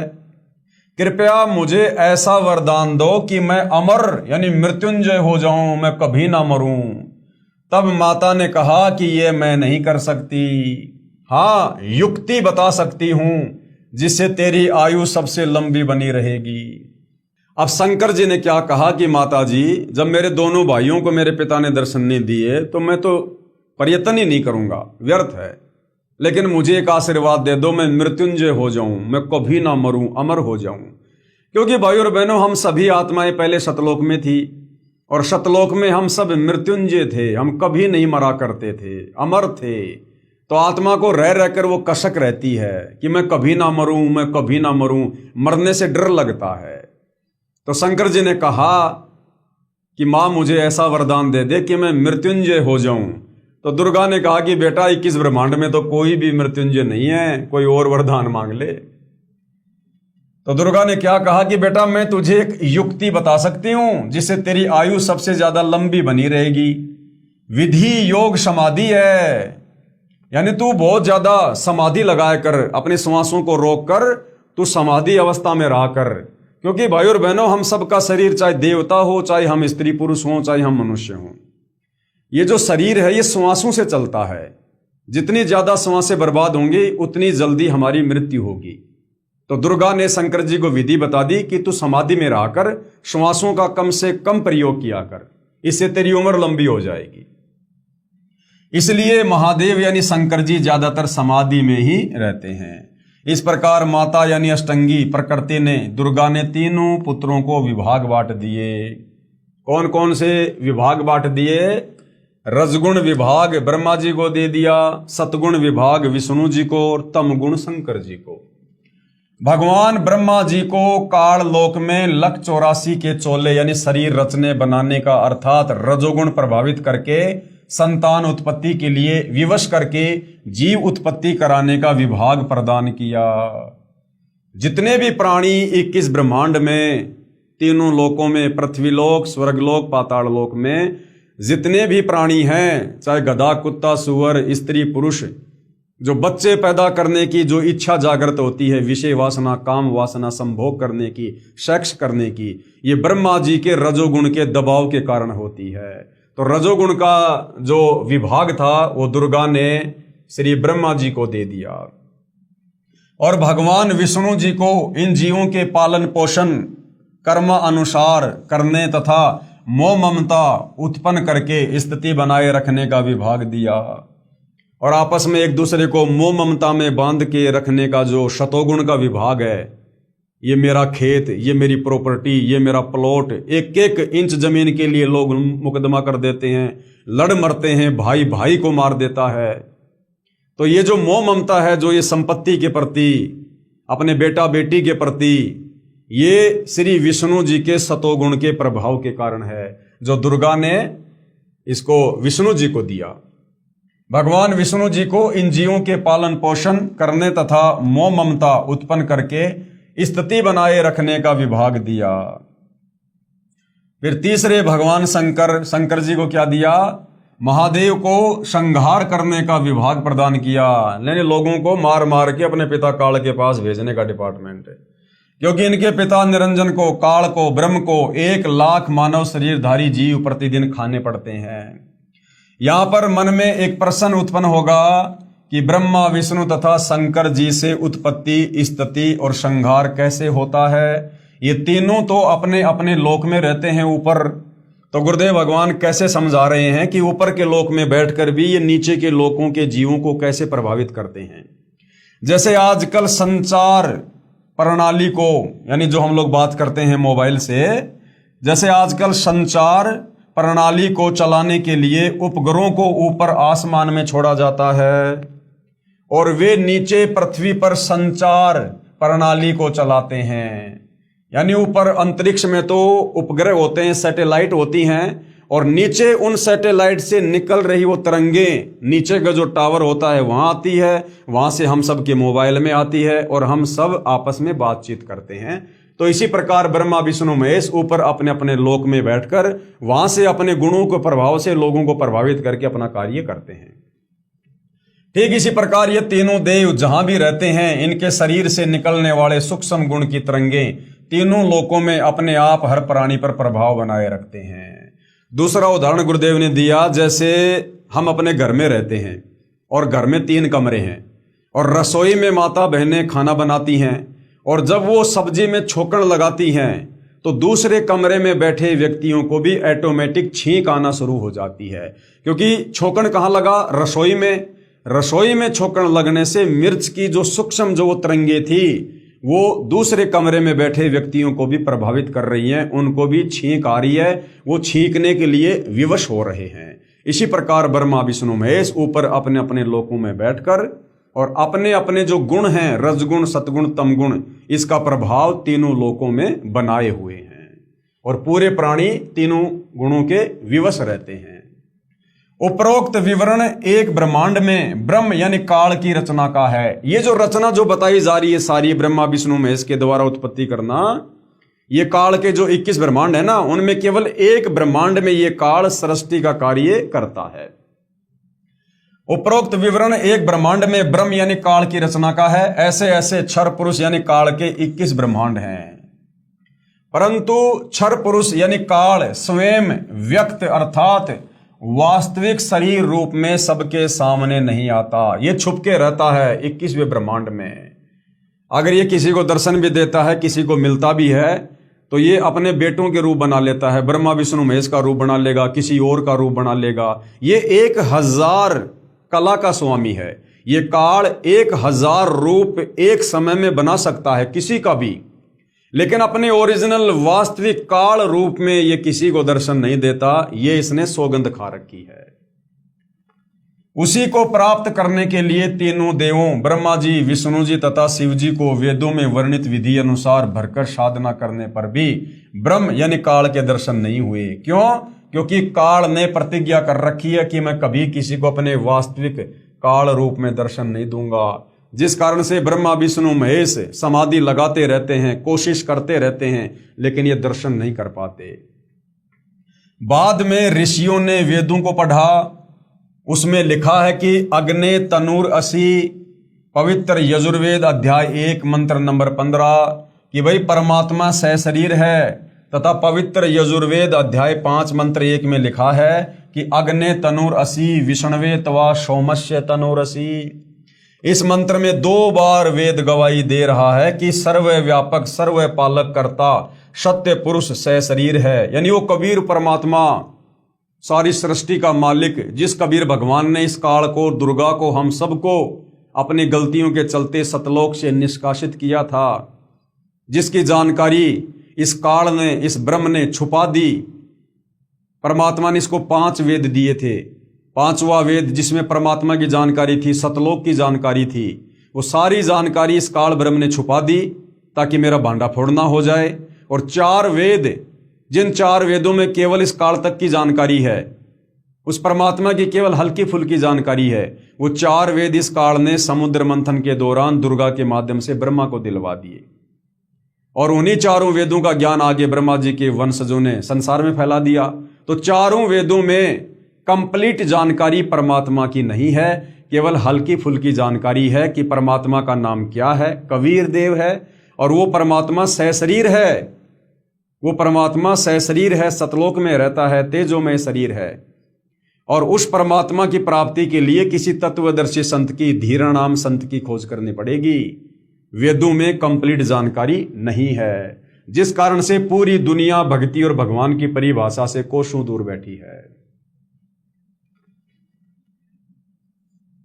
पवित्र यजुर्वेद अध्याय 40 मंत्र 8 में कहा है कि कबीर मनीषी जिस परमेश्वर की सर्व प्राणियों को चाहत है वह कबीर अर्थात कबीर है। साफ साफ कबीर भगवान का नाम लिखा हुआ है यजुर्वेद अध्याय 40 मंत्र 8 में। उसका शरीर बिना नाड़ी का, ऐसनावीरम का है, बिना नाड़ी का है, हाड़मास का शरीर नहीं है कबीर भगवान का। शुक्रम यानी वीर्य से बनी, 5 तत्व से बनी, भौतिक अकायम काया रहित है। जैसे आप और हमारा शरीर शुक्र से बना है, वीर्य से बना है, माता पिता के सहयोग से बना है, 5 तत्व का बना है, हाड़ मांस का बना हुआ है। कबीर परमात्मा का शरीर ऐसा नहीं है। वह सर्व का मालिक, सर्वोपरि सतलोक में विराजमान है। उस परमेश्वर का तेज पुंज का स्वयं प्रकाशित शरीर है, जो शब्द रूप अर्थात अविनाशी है। वही कबीर देव अर्थात कबीर परमेश्वर है, जो सर्व ब्रह्मांडों की रचना करने वाला, सर्व ब्रह्मांडों का रचनहार, स्वयंभू यानी स्वयं प्रकट होने वाला, यथा तथ्य अर्थान वास्तव में शाश्वत यानी अविनाशी है। गीता अध्याय 15 श्लोक नंबर 17 में भी प्रमाण है कि उत्तम पुरुष तु अन्य परमात्मा इति उदाहरत, ये लोक तरम अवश्य विभर्ति अव ईश्वरे। गीता अध्याय 15 श्लोक नंबर 16 में 2 भगवानों की जानकारी है, क्षर पुरुष और अक्षर पुरुष की। क्षर पुरुष ये काल और अक्षर पुरुष 7 संग ब्रह्मांड का स्वामी। उसके बाद गीता अध्याय 15 श्लोक नंबर 17 में कहा है कि जो उत्तम पुरुष है यानी जो सर्वश्रेष्ठ भगवान है, परमात्मा है, वो तो गीता अध्याय 15 श्लोक 16 में बताए गए दोनों भगवानों से अलग है, क्षर और अक्षर पुरुष से अलग है, जो तीनों लोकों में प्रवेश करके सबका पालन पोषण करता है, जिसने सारे ब्रह्मांडों को रचा है। भावार्थ है कि पूर्ण ब्रह्म का शरीर का नाम कबीर यानी कबीर देव है। पूर्ण ब्रह्म, ये काल भी अपने आप को क्या कहता है? ब्रह्म। और एक होता है पूर्ण ब्रह्म। पूर्ण ब्रह्म यानी वास्तव में परमात्मा, जबकि काल को केवल क्या कहते हैं? ब्रह्म, क्योंकि इसने भी अपने आप को ब्रह्म साबित कर दिया जीवों को धोखा देने के लिए, जबकि इसका वास्तव में नाम है ज्योति निरंजन। तो पूर्ण ब्रह्म का मतलब है कबीर भगवान, कंप्लीट परमात्मा। भावार्थ है कि पूर्ण ब्रह्म यानी कबीर भगवान का शरीर का नाम कबीर, कबीर देव है। उस परमेश्वर का शरीर नूर तत्व से बना है। परमात्मा का शरीर अति सूक्ष्म है, जो उस साधक यानी भगत को दिखाई देता है जिसकी दिव्य दृष्टि खुल चुकी है। इस प्रकार जीव का भी सूक्ष्म शरीर है, जिसके ऊपर 5 तत्व का खोल है, अर्थात 5 तत्व की काया चढ़ी होती है, जो माता पिता के सहयोग से शुक्रम यानी वीर्य से बनी है। शरीर त्यागने के पश्चात भी जीव का सूक्ष्म शरीर साथ रहता है। वह शरीर उसी भगत को दिखाई देता है जिसकी दिव्य दृष्टि खुल चुकी होती है। इस प्रकार परमात्मा व जीव की स्थिति को समझिए। वेदों में ओम नाम के सुमरण का प्रमाण है, जो केवल ब्रह्म यानी काल साधना है। वेदों में और गीता जी में जो ब्रह्म का नाम है वो क्या है? ओम। केवल एक ओम नाम साफ साफ लिखा हुआ है, क्योंकि काल ने और सारी साधना छुपा दी और अपने तक की जानकारी ही सीमित रखी। तो यहां क्या कहा जा रहा है कि वेदों में ओम नाम के सुमरण का प्रमाण है, जो केवल इस ब्रह्म का, इस काल का, इस ज्योति निरंजन की भक्ति का है, साधना का है। इस उद्देश्य से ओम नाम के जाप को पूर्ण ब्रह्म का मानकर ऋषियों ने भी हजारों वर्ष हठ योग समाधि लगाकर प्रभु प्राप्ति की चेष्टा की, परंतु प्रभु दर्शन नहीं हुए। सिद्धियां प्राप्त हो गई, उन्हीं सिद्धि रूपी खिलौनों से खेलकर ऋषि भी जन्म मृत्यु के चक्कर में ही रह गए तथा अपने अनुभव के शास्त्रों में परमात्मा को निराकार लिख दिया। अब जितने भी ऋषि संत महात्मा थे, जिन लोगों ने वेदों को पढ़ा और वेदों में उन्होंने देखा, भाई वेदों में तो एक ओम मंत्र लिखा हुआ है कि ये ब्रह्म का मंत्र है, और उस ब्रह्म को सृष्टि रचना के अभाव में, तत्व ज्ञान के अभाव में इन साधु संत महात्मा ऋषियों ने, मनु जैसों ने इस ब्रह्म को ही पूर्ण परमात्मा मान लिया, इस काल को ही पूर्ण परमात्मा मान लिया, सारी सृष्टि का रचनहार मान लिया और देखा कि भैया इसका तो ओम मंत्र है, यानी ये परमात्मा का ही होगा। तो इन्होंने उस ब्रह्म को परमात्मा मान के ओम मंत्र का ही जाप करना शुरू कर दिया, आगे देना शुरू कर दिया। और ओम नाम की साधना बहुत की, तप किए, लेकिन दर्शन काल ने दिए नहीं, क्योंकि उसका अटल विधान है कि मैं दर्शन किसी को दूंगा नहीं। तो अंत में साधु संत महात्मा ऋषियों ने वेदों को पढ़ने के बाद में तत्व ज्ञान के अभाव में क्या निष्कर्ष निकाल दिया कि भैया वो निराकार है, ब्रह्म निराकार है, परमात्मा दिखाई नहीं देता, परमात्मा किसी के सामने प्रकट नहीं होता, परमात्मा मनुष्य रूप में नहीं होता, क्योंकि जो साधना वो कर रहे थे वो काल तक की साधना थी। उस साधना से परमात्मा दर्शन देता नहीं, ना ये काल दर्शन देता। तो आगे चलकर ऋषियों ने, पंडितों ने, ब्राह्मणों ने, धर्मगुरुओं ने अपने अनुभव की जो पुस्तकें लिखी, उनमें लिख दिया कि भगवान तो निराकार है। और फिर आम व्यक्तियों ने उनकी बातों को सत्य मान लिया कि भैया हम तो ना संस्कृत जानते, ना शास्त्रों को जानते, और ये बड़े बड़े विद्वान, संस्कृत के प्रकांड ज्ञाता, बड़ी बड़ी यूनिवर्सिटी में, गुरुकुलों में ये पढ़ के आए हुए हैं, मुंह जुबानी इनको सारे श्लोक याद हैं, तो भैया ये जो बता रहे हैं बिल्कुल सही होगा। तो आम व्यक्तियों ने भी, आम समाज ने भी उन साधु संत महात्माओं के आधे अधूरे ज्ञान के कारण भगवान को निराकार ही मान लिया कि भगवान दर्शन नहीं देता। ब्रह्म यानी काल ने कसम खाई है कि मैं अपने वास्तविक यानी असली रूप में किसी को दर्शन नहीं दूंगा, मुझे अव्यक्त जाना करेंगे। अव्यक्त का भावार्थ है कि कोई आकार में तो है, परंतु व्यक्तिगत रूप से यानी स्थूल रूप में दर्शन नहीं देगा, शरीर रूप में दर्शन नहीं देता। जैसे आकाश में बादल छा जाने पर दिन के समय सूर्य अदृश्य हो जाता है, कुछ समय के लिए बादलों की ओट में छिप जाता है, वह दृश्यमान नहीं है, दिखाई नहीं दे रहा, परंतु वास्तव में बादलों के पार ज्यों का त्यों है। इस अवस्था को अव्यक्त कहते हैं, यानी है लेकिन दिखाई नहीं दे रहा, उसको क्या कहते हैं? अव्यक्त। इसके प्रमाण के लिए गीता अध्याय 7 श्लोक नंबर 24, 25, अध्याय 11 श्लोक नंबर 48 और 32 जो आपको पहले बता दिए गए हैं। इसके बाद पवित्र गीता जी बोलने वाला ब्रह्म यानी काल, जो श्री कृष्ण जी के शरीर में प्रेतवत प्रवेश करके कह रहा है कि अर्जुन मैं बढ़ा हुआ काल हूं और सभी को खाने के लिए आया हूं। इसका प्रमाण कहां है? गीता अध्याय 11 श्लोक नंबर 32। गीता अध्याय 11 श्लोक नंबर 32 में जो लोग ये समझते हैं कि गीता का ज्ञान श्री कृष्ण जी ने दिया है, तो गीता अध्याय 11 श्लोक नंबर 32 में ये काल श्री कृष्ण जी में प्रेत की भांति प्रवेश करके कह रहा है कि अर्जुन मैं काल हूं, काल, और सबको खाने के लिए आया हूं। जबकि भाई और बहनों, उससे पहले कभी भी श्री कृष्ण जी ने अपने आप को काल नहीं बताया और ना श्री कृष्ण जी काल थे। तो श्री कृष्ण जी का तो केवल शरीर प्रयोग में लिया गया, बाकी उसके अंदर बैठकर ये जो गीता जी का ज्ञान था ये ज्यादातर युद्ध करवाने के लिए ये काल ब्रह्म ने दिया। क्या कहा? पवित्र गीता जी बोलने वाला ब्रह्म काल श्री कृष्ण जी के शरीर में प्रेतवत यानी भूत की तरह प्रवेश करके कह रहा है कि अर्जुन, मैं बढ़ा हुआ काल हूं और सबको खाने के लिए आया हूं। गीता अध्याय 11 श्लोक नंबर 32। ये मेरा वास्तविक रूप है, इसको तेरे अलावा न तो कोई पहले देख सका तथा न आगे कोई देख सकता। अर्थात वेदों में वर्णित यज्ञ, जप, तप तथा ओम नाम आदि की विधि से मेरे इस वास्तविक स्वरूप के दर्शन नहीं हो सकते। गीता अध्याय 11 श्लोक नंबर 48 में क्या कह रहा है? मैं कृष्ण नहीं हूं, श्री कृष्ण जी के शरीर में बैठा हुआ वो काल है।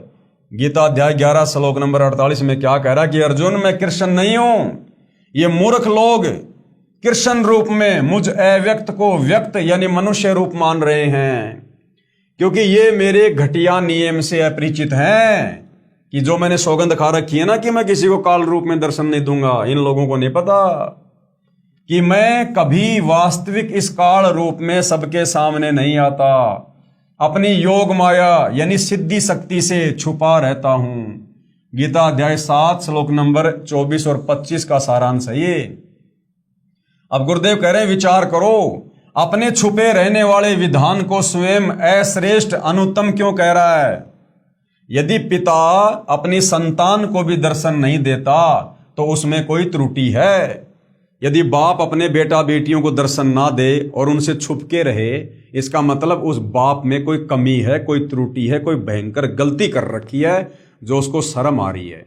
तो इस काल ने भाई और बहनों सतलोक में बहुत भयंकर गलती की थी। दुर्गा के साथ में बलात्कार करने का प्रयास किया था, अपने पिता कबीर भगवान के साथ में धोखा किया था, जिस कारण से कबीर भगवान ने इसको श्राप दिया और इसको सतलोक से निष्कासित कर दिया, जिस कारण से ये अपने तीनों बेटे ब्रह्मा विष्णु महेश को भी दर्शन नहीं देता।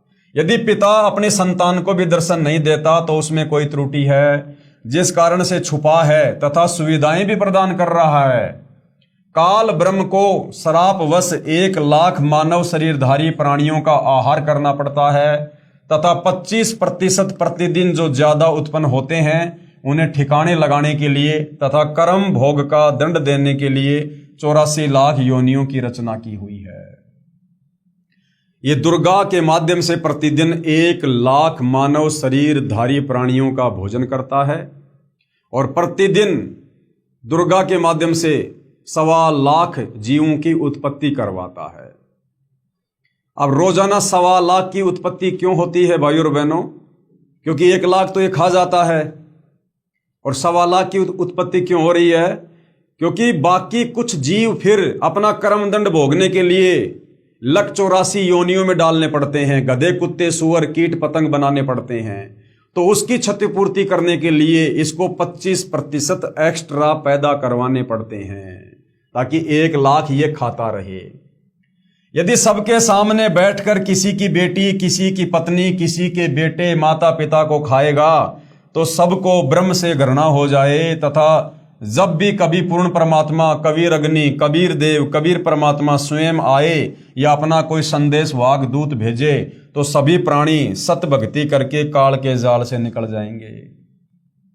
ये दर्शन क्यों नहीं देता? ये 21वें ब्रह्मांड में उस ब्रह्मलोक में छुपकर क्यों खाता है जीवों को प्रतिदिन 1 लाख को? अगर ये सबके सामने बैठकर खाने लग जाए तो सबको पता चल जाएगा कि भैया ये तो काल है और ये तो 1 लाख को रोजाना खाता है, इसीलिए अपने तीनों बेटों के माध्यम से इसने यहाँ पर ये सृष्टि का कार्य शुरू कर रखा है।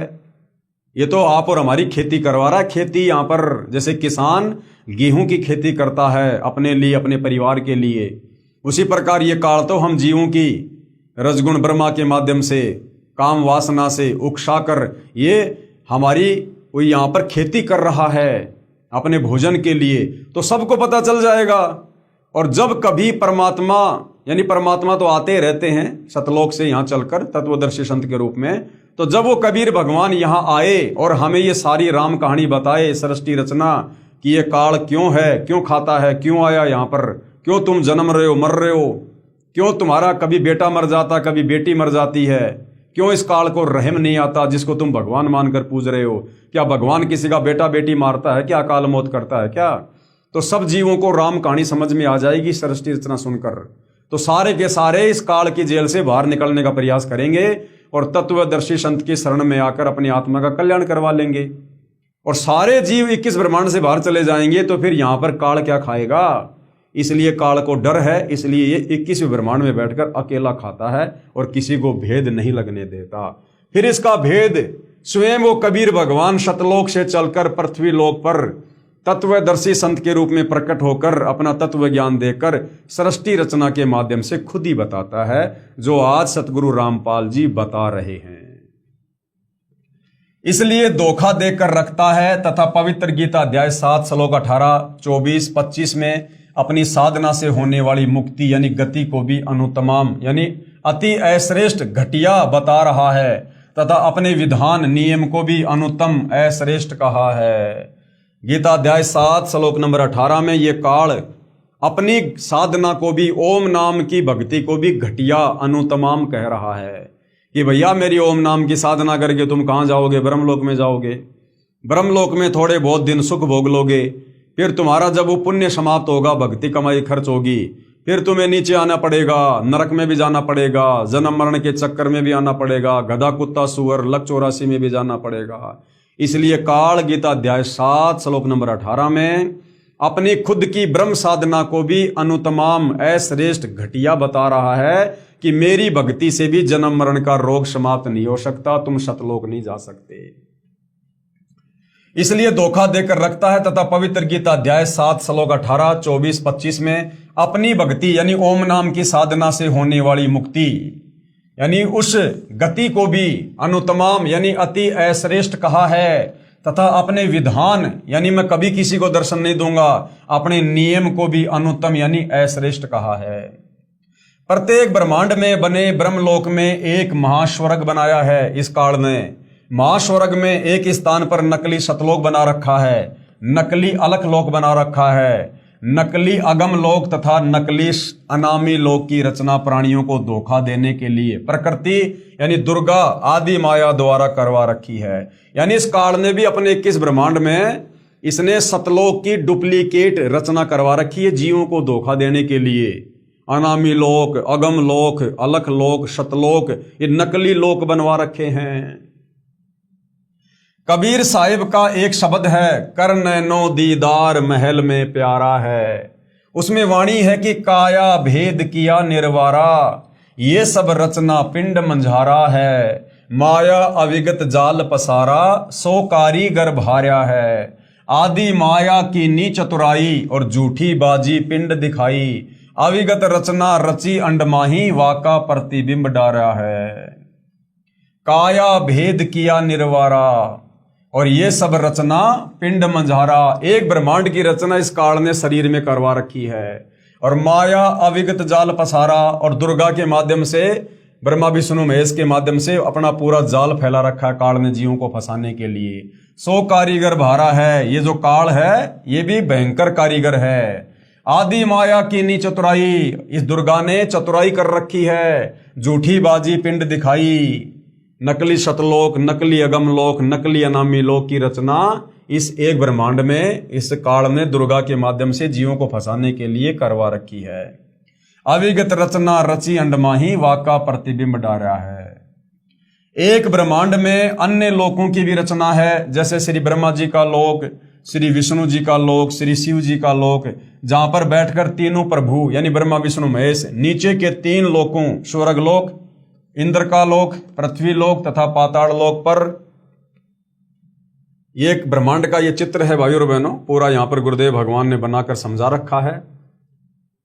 ये एक ब्रह्मांड का पूरा चित्र इस काल में दुर्गा के माध्यम से सेट जो है ये करवा रखा है। ये सबसे ऊपर ये सतोगुण प्रधान क्षेत्र है, जहां पर ये काल स्वयं महाविष्णु रूप में रहता है और अपनी पत्नी दुर्गा को महालक्ष्मी रूप में रखता है।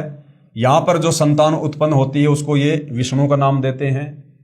ये तमोगुण प्रधान क्षेत्र है, जहां पर ये काल स्वयं महाशिव रूप में रहता है, अपनी पत्नी दुर्गा को महापार्वती रूप में रखता है। और जो बच्चा ये लोग यहाँ पर शारीरिक संबंध बना के पैदा करते हैं उसको तमोगुण युक्त कर देते हैं, उसका नाम शंकर रखते हैं।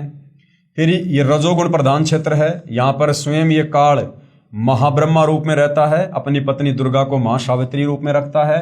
और जो संतान यहाँ पर शारीरिक संभोग के द्वारा ये उत्पन्न करते हैं उसको रजोगुण युक्त कर देते हैं और उसका नाम ये रख देते हैं ब्रह्मा। ये दुर्गा जी का लोक है यहाँ पर। और इस दुर्गा के माध्यम से काल ने यहाँ पर ये नकली अनामी लोक, नकली अगम लोक, नकली अलख लोक, नकली सतलोक की रचना करवा रखी है। ये महाइंद्र का द्वीप है और बहुत सारी जो रचना है काल ने यहाँ पर जो है ये करवा रखी है। ज्योति निरंजन काल ब्रह्म के लोक 21 ब्रह्मांड का लघु चित्र, ये इसका टोटल 21 ब्रह्मांड है भाई और बहनों। टोटल 21 ब्रह्मांड को इस प्रकार इसने एक अंडे के आकार में इसको पैक कर रखा है पूरे को। ये टोटल इसके 21 ब्रह्मांड हैं, 21 ब्रह्मांड है। 21 ब्रह्मांडों को टोटल इस काल ने कैद किया हुआ है। और 21 ब्रह्मांडों को इसने किस प्रकार से सेट कर रखा है? इसने 4 महाब्रह्मांड बनाए। ये 4 महाब्रह्मांड काल ने बनाए। ये 4 जो आप देख रहे हो ना ये अंडे की आकृति, ये काल ने 4 महाब्रह्मांड बनाए। और एक महाब्रह्मांड में इसने 5 ब्रह्मांडों को सेट कर दिया। इसके पास में टोटल कितने ब्रह्मांड है? 21 ब्रह्मांड है। तो इसने एक महाब्रह्मांड में 5 ब्रह्मांड सेट कर दिए इस प्रकार से। तो इसके 20 ब्रह्मांड तो यहां पर 4 महाब्रह्मांडों में सेट हो गए इनमें। और फिर इसने एक महाब्रह्मांड जितनी जगह इसने सबसे ऊपर अपने स्वयं के रहने के लिए जो है इसने जो है सुरक्षित रख ली। यानी इसके 20 ब्रह्मांड तो इन 4 महाब्रह्मांडों में आ गए और एक ब्रह्मांड इसने खुद के लिए यहां पर अपना सेट कर लिया जिस पर ये स्वयं रहता है। इसके अलावा जहां पर कोई नहीं जा सकता है इसकी मर्जी के बिना, इसकी आज्ञा के बिना। और यहां पर इसने नकली अनामी लोक, नकली अगम लोक, नकली अलख लोक, नकली सतलोक की रचना कर ली जीवों को धोखा देने के लिए। और इस तरफ इसने 12 अचिंत भक्तों का निवास स्थान बना लिया। अभी काल ने अपने 21वें ब्रह्मांड के पास में ये 4 लोक क्यों बनाए? इसने धोखा देने के लिए, अनामी लोक, अगम लोक, अलख लोक, सतलोक। जब तत्वदर्शी संत रूप में कबीर भगवान इस धरती पर प्रकट होते हैं, अपना ज्ञान देते हैं, विशेषकर ये कलयुग की बिचली पीढ़ी का समय जो आप और हमें नसीब है, जिस समय हम पूर्ण भक्ति का पूर्ण कोर्स करके सतलोक जा सकते हैं, वास्तव में मोक्ष प्राप्त कर सकते हैं। तो इस समय कबीर भगवान स्वयं आते हैं तत्वदर्शी संत के रूप में, जैसे वर्तमान में सतगुरु रामपाल जी के नाम से आए हुए हैं। तो वर्तमान में गुरुदेव हमें भक्ति का कंप्लीट कोर्स दे रहे हैं, प्रथम नाम, शतनाम, सार नाम, सब कुछ। तो जो भगत सतनाम ले लेंगे, सार नाम ले लेंगे और किसी कारण से वो पार नहीं हो पाए, मोक्ष नहीं करवा पाए अपनी किसी भी कमजोरी के चलते, तो फिर उन भगत आत्माओं की जो सतनाम की जो कमाई है, उस सतनाम की कमाई को ये काल यहां पर नकली सतलोक में बैठाकर, नकली अगम लोक में बैठाकर, नकली अनामी लोक में बैठाकर यहां पर ये उसकी बर्बाद करवा देता है। और यहां पर जो 12 ये भक्तों का जो निवास है, यहां पर ये विशेष 12 आत्माओं को रिजर्व में रखता है। 12 आत्माओं को ये अलग से छांट के रखता है। कौन 12 आत्मा? जो इस कलयुग की बिचली पीढ़ी में सतगुरु रामपाल जी से उपदेश लेकर भक्ति तो खूब करेंगे, दान धर्म खूब करेंगे, शतनाम का जाप करेंगे, सार नाम भी ले लेंगे, लेकिन वो पार नहीं हो पाएंगे मर्यादा तोड़ने के चलते या फिर मन में विश्वास ना होने के कारण। तो उनके पास भक्ति जबरदस्त हो जाएगी। तो ऐसे 12 भक्तों को ये सेलेक्ट कर लेगा और यहां उनको रिजर्व में रखता है। और इनका फिर ये कब इनका मिसयूज करेगा? जब कलयुग की बिचली पीढ़ी में फिर से वो कबीर भगवान आएगा तत्वदर्शी संत बनकर, जैसे वर्तमान में आए हुए हैं, और जब वो अपना ज्ञान प्रचार करेगा तो ये काल फिर इन 12 आत्माओं को यूज करेगा अपने एजेंटों के रूप में, अपने दूतों को रूप में। फिर ये काल भी इनको धरती पर नकली सतगुरु बना के भेजेगा। जैसे ये धन धन सतगुरु वाला है, या राधा स्वामी पंथ वाले हैं, या ये जय गुरुदेव पंथ वाले हैं, निरंकारी पंथ वाले हैं, अन्य जो कबीर पंथ में हैं, फिर इस प्रकार इन भक्तों को जिनके पास भक्ति खूब होती है, ये फिर यहां पर परमात्मा के विरोध में, यहां पर परमात्मा के इस ज्ञान में मिलावट करने के लिए और अपना अज्ञान फैलाने के लिए फिर ये काल इन 12 आत्माओं को सतगुरु बनाकर, पूर्ण गुरु बनाकर और यहां इस काल के लोक में भेज देता है अपने एजेंट बनाकर। तो ये इसका 21 ब्रह्मांड का पूरा एक चित्र बनाकर गुरुदेव भगवान ने हमें दिया है। एक विभाग के मालिक बनकर प्रभुता करते हैं कौन? ये ब्रह्मा विष्णु महेश एक एक विभाग के मालिक बनकर यहां पर तीनों लोकों में ये राज करते हैं। रजगुण ब्रह्मा, सतगुण विष्णु, तमगुण शंकर। तथा अपने पिता काल के खाने के लिए प्राणियों की उत्पत्ति, स्थिति तथा संहार का कार्यभार संभालते हैं। ये ब्रह्मा विष्णु महेश तो मैनेजर हैं इस काल के भोजन का प्रबंध हो रहा है। यानी भाई और बहनों, ये काल इस 21 ब्रह्मांड में कोई बिजनेस नहीं कर रहा, इसको कोई मतलब नहीं है। इसने जो गलती सतलोक में की थी, इसको श्राप लगा कि तू प्रतिदिन 1 लाख मानव शरीरधारी प्राणियों के सूक्ष्म शरीर से निकली वासना खाएगा। तो भाई और बहनों, यहां पर इसने अपनी भूख शांत करने के लिए, अपनी भूख मिटाने के लिए इसने दुर्गा के माध्यम से पूरा प्रपंच फैला रखा है ब्रह्मा विष्णु महेश की आड़ में। और ये केवल इस ब्रह्मा से, रजोगुण के माध्यम से आप और हम जीवों से उत्पत्ति करवाता है। हम बेटा बेटी जो पैदा कर रहे हैं ना काम वासना के वशीभूत होकर, ये काल अपने भोजन के लिए करवा रहा है। हम काल की खुराक तैयार कर रहे हैं यहां पर, और कोई काम नहीं है इसका। ये अपना कर्म भोग रहा है यहां पर, अपनी भूख मिटा रहा है। ये तीनों प्रभुओं की भी जन्म व मृत्यु होती है। इन तीनों भगवानों की, ब्रह्मा विष्णु महेश की भी जन्म और मृत्यु होती है। तब काल इन्हें भी खाता है और इनको भी ये काल इसी प्रकार से तपस्या पे भून भून के इनके सूक्ष्म शरीर से वासना निकाल निकाल के खाता है। ये काल अपने तीनों बेटों को भी नहीं छोड़ता। इसी ब्रह्मांड, इसे अंड भी कहते हैं क्योंकि ब्रह्मांड की बनावट अंडाकार है। इसे पिंड भी कहते हैं क्योंकि शरीर यानी पिंड में एक ब्रह्मांड की रचना कमलों में टीवी की तरह देखी जाती है। एक मानसरोवर तथा धर्मराय न्यायाधीश का भी लोक है तथा एक गुप्त स्थान पर पूर्ण परमात्मा अन्य रूप धारण करके रहता है। यानी काल के 21 ब्रह्मांड में कबीर भगवान ने भी अपना एक राजदूत भवन बना रखा है। गुप्त स्थान है जो काल को जानकारी नहीं होती है, जिसको मिनी सतलोक कहते हैं। जैसे प्रत्येक देश का राजदूत भवन होता है, वहां पर कोई नहीं जा सकता। वहां पर वे आत्माएं रहती हैं जिनकी सतलोक की भक्ति अधूरी रहती है। यानी मिनी सतलोक में, जो इसी काल के 21 ब्रह्मांड में है, जहां कोई नहीं जा सकता है, वहां वो आत्मा रहती हैं जिनकी सतलोक जाने वाली भक्ति कुछ अधूरी रह जाती है। तो परमात्मा उन आत्माओं को बीज रूप में वहां पर रख देता है।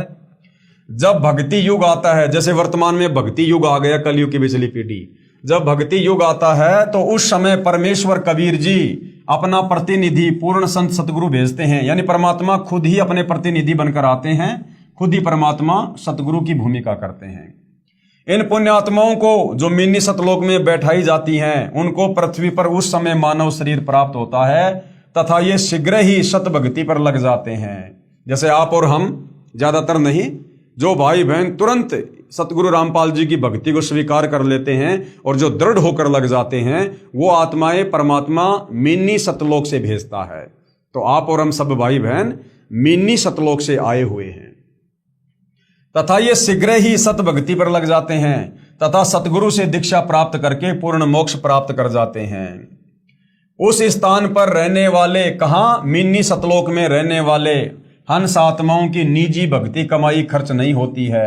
परमात्मा के भंडार से सर्व सुविधाएं उपलब्ध होती हैं। ब्रह्म यानी काल के उपासकों की भक्ति कमाई स्वर्ग महास्वर्ग में समाप्त हो जाती है, क्योंकि इस काल लोक यानी ब्रह्म लोक तथा परब्रह्म लोक में प्राणियों को अपना किया कर्म फल ही मिलता है। क्षर पुरुष यानी ये काल, इसने अपने 20 ब्रह्मांडों को 4 महाब्रह्मांडों में विभाजित किया है। जैसा कि अभी आपको वो चित्र दिखाया था, एक महाब्रह्मांड में यानी एक जो गोलाकार जो इसने बना रखा ना बड़ा सा, जो 4 बना रखे गोले, तो एक महाब्रह्मांड यानी वो बड़ा सा गोला, एक महाब्रह्मांड में 5 ब्रह्मांडों का समूह बनाया है। यानी छोटे छोटे इसने 5 ब्रह्मांड इस एक गोले में सेट कर रखे हैं, जिसको महाब्रह्मांड की संज्ञा दी गई है। तथा चारों ओर से अंडाकार गोलाई में रोका है तथा चारों महाब्रह्मांडों को भी फिर अंडाकार गोलाई में रोका है। 21वें ब्रह्मांड की रचना एक महाब्रह्मांड के जितना स्थान लेकर की है। और जो ये खुद रहता है ना 21वें ब्रह्मांड में, ब्रह्मलोक में, उसकी जो सीमा है वो एक महाब्रह्मांड के बराबर है। जिस एक महाब्रह्मांड में इसने 5 ब्रह्मांडों को रोका है, तो जहां ये काल रहता है ब्रह्मलोक में, उसका क्षेत्रफल कितना है? एक महाब्रह्मांड के जितना है। 21वें ब्रह्मांड में प्रवेश होते ही 3 रास्ते बनाए हैं। 21वें ब्रह्मांड में भी बाईं तरफ नकली सतलोक, नकली अलखलोक, नकली अगमलोक, नकली अनामी लोक की रचना प्राणियों को धोखे में रखने के लिए आदि माया दुर्गा से करवाई है। तथा दाईं तरफ 12 सर्वश्रेष्ठ ब्रह्म साधकों भक्तों को रखता है। फिर प्रत्येक युग में उन्हें अपने संदेश वाहक संत सतगुरु बनाकर पृथ्वी पर भेजता है, जो शास्त्र विधि रहित साधना व ज्ञान बताते हैं, यानी वेदों के विरुद्ध साधना बताएंगे फिर वो काल प्रेरणा से, तथा स्वयं भी भक्तिहीन हो जाते हैं तथा अनुयायियों को भी काल जाल में फंसा जाते हैं। फिर वे गुरुजी तथा अनुयायी दोनों ही नरक में जाते हैं। जैसे वर्तमान में सतगुरु रामपाल जी के ज्ञान में सबसे ज्यादा बाधक कौन है? ये धन धन सतगुरु, राधा स्वामी, जय गुरुदेव, निरंजन वाले, ये निरंकारी पंथ वाले, ये नकली जो कबीर पंथ हैं ये। तो काल क्या करता है? उन गुरुओं को भी नरक में डालता है भक्तिहीन होने के बाद, और वो गुरु यहां आकर जो काल प्रेरणा से शास्त्र विरुद्ध ज्ञान बताते हैं, वो भगत भी नरक में डाल दिए जाते हैं। फिर सामने एक ताला लगा रखा है, वह रास्ता काल ब्रह्म के निज लोक में जाता है, जहां पर ये ब्रह्म काल अपने वास्तविक मानव सदृश से काल रूप में रहता है। इसी स्थान पर एक पत्थर की टुकड़ी तवे के आकार की चपाती पकाने की लोहे की गोल प्लेट सी होती है, स्वतः गर्म रहती है, तपतशिला, जिस पर 1 लाख मानव शरीरधारी प्राणियों के सूक्ष्म शरीर को भूनकर उसमें से गंदगी निकालकर खाता है। उस समय सभी प्राणी बहुत पीड़ा अनुभव करते हैं तथा हाहाकार मच जाती है। फिर कुछ समय उपरांत वे बेहोश हो जाते हैं। जीव मरता नहीं है, आत्मा मरती नहीं है। फिर धर्मराज के लोक में जाकर कर्म आधार से अन्य जन्म प्राप्त करते हैं तथा जन्म मृत्यु का चक्कर बना रहता है। उपरोक्त सामने लगा ताला यानी ब्रह्म काल केवल अपने आहार वाले प्राणियों के लिए कुछ क्षण के लिए खोलता है। यानी ऊपर जिस ब्रह्म लोक में ये काल रहता है, उसका जो ताला है, जो दरवाजा है, ये काल केवल उसी समय खोलता है जब जीवों को अपने भोजन के लिए अंदर लेना होता है, उसके बाद बंद कर देता है। पूर्ण परमात्मा के सतनाम व सारनाम से यह ताला स्वयं खुल जाता है। ऐसे काल का जाल पूर्ण परमात्मा कबीर साहिब ने स्वयं ही अपने निजी भगत धर्मदास जी को समझाया। तो ये है भाई और बहनों इस काल की साजिश, किस प्रकार से ये काल यहाँ पर अपने 3 पुत्रों और अपनी पत्नी दुर्गा के माध्यम से आप और हम सभी जीवों की खेती कर रहा है। आप और हमें केवल अपने भोजन के लिए यहाँ पर पाल के रखे हुए है। ब्रह्मा जी के माध्यम से काम वासना से उत्तेजित करवाकर बच्चे पैदा करवाता है। विष्णु जी के सतोगुण के प्रभाव से आपस में परिवारों को बांध के रखता है मोह ममता में, और शंकर जी के तमोगुण के प्रभाव से फिर लड़ाई झगड़े में, मुकदमेबाजी में, एक्सीडेंट में, अन्य किसी कारण से हमारी मृत्यु करवा देता है और प्रतिदिन 1 लाख को ये खाता है। तो भाई और बहनों, इसलिए ये जो 21 ब्रह्मांड है ये सतलोक की जेल है।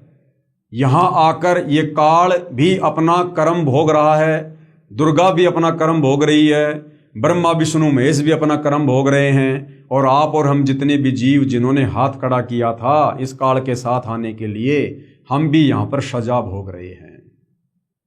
और ये सजा हम उस समय तक भोगते रहेंगे, जन्म और मृत्यु के चक्कर में असहनीय कष्ट भोग कर, फिर 184 योनियों में गधे, कुत्ते, सूअर, कीट, पतंग, मक्खी, मच्छर बन बनकर फिर नरक में डाला जाता है। मनुष्य शरीर में जो भी हम कर्म कुकर्म करते हैं उनकी सजा निर्धारित है। वो सजा फिर हमारे को नरक में अलग से भोगनी पड़ती है।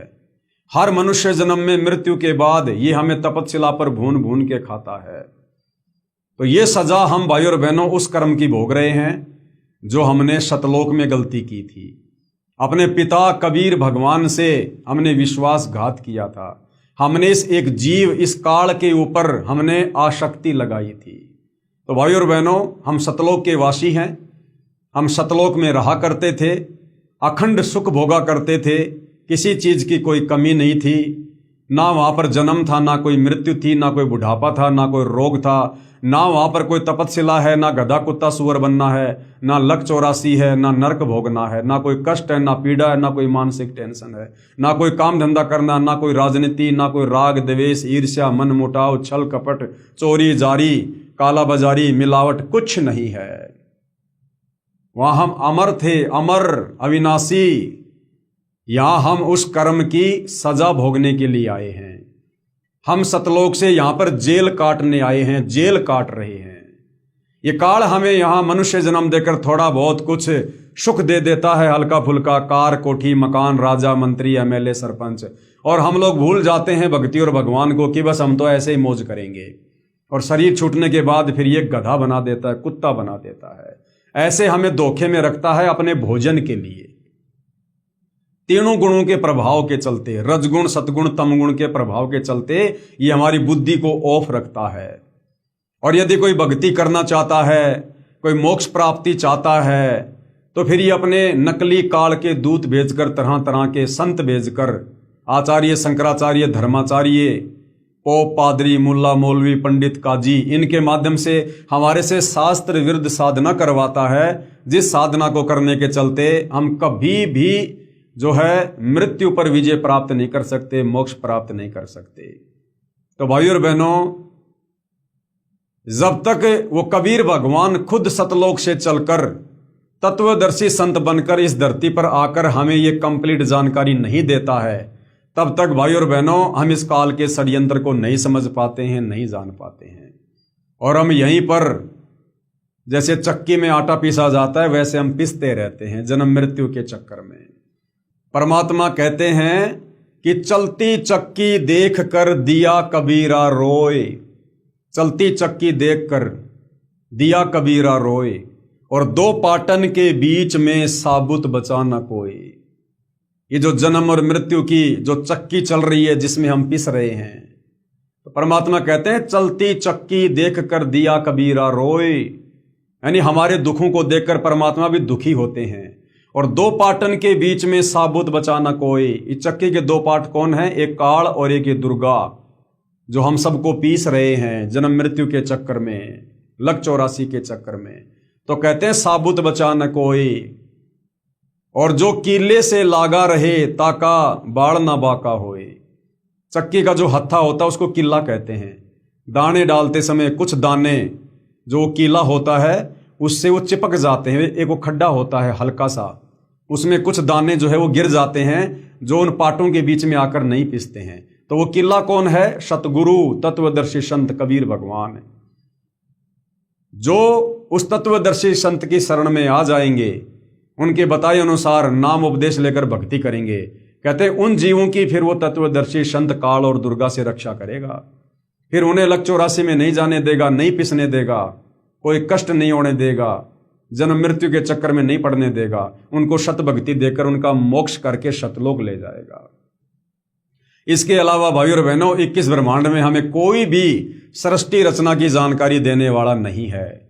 कोई भी हमें ब्रह्मा विष्णु महेश और काल और दुर्गा के जाल से बाहर निकालने वाला नहीं है।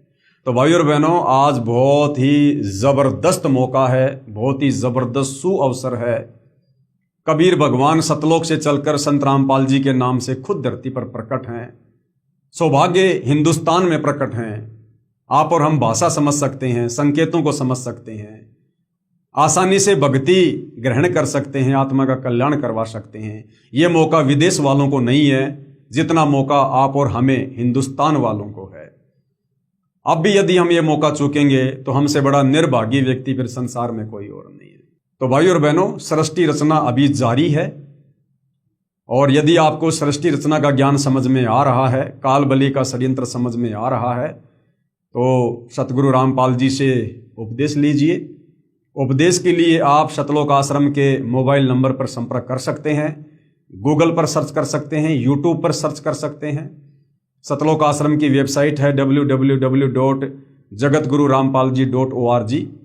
इस वेबसाइट पर जाकर आप जी संत रामपाल जी के सत्संग भी सुन सकते हैं, पुस्तकें भी पढ़ सकते हैं, उनके संपर्क सूत्र भी प्राप्त कर सकते हैं, नाम दीक्षा केंद्र कहाँ कहाँ है, नाम दीक्षा कैसे मिलेगी, सारी जानकारी प्राप्त कर सकते हैं और अपनी आत्मा का कल्याण भी करवा सकते हैं। तो भाइयों और बहनों, आज की सृष्टि रचना में केवल इतना ही। अगले वीडियो में फिर हम परब्रह्म के विषय में, अक्षर पुरुष के विषय में जानकारी प्राप्त करेंगे कि अक्षर पुरुष ने सतलोक में क्या गलती की, जिस कारण से परमात्मा ने काल की भांति उसे भी दंड देना पड़ा। तो कल के वीडियो में हम आगे की जानकारी प्राप्त करेंगे, जो जानकारी पूज्य गुरुदेव भगवान परमेश्वर रामपाल जी ने इस पवित्र पुस्तक ज्ञान गंगा में डाली है। तब तक गुरुदेव भगवान हम सबको आज्ञा दें, आशीर्वाद दें, सद्बुद्धि दें, हमारा मार्गदर्शन करें, हम नीचों का ज्ञान योग खोलें, हमें उनका तत्व ज्ञान समझ में आ सके और हम अपनी आत्मा का नाम उपदेश लेकर कल्याण करवा सकें। बंदी छोड़ सतगुरु रामपाल जी परमेश्वर जी की जय हो।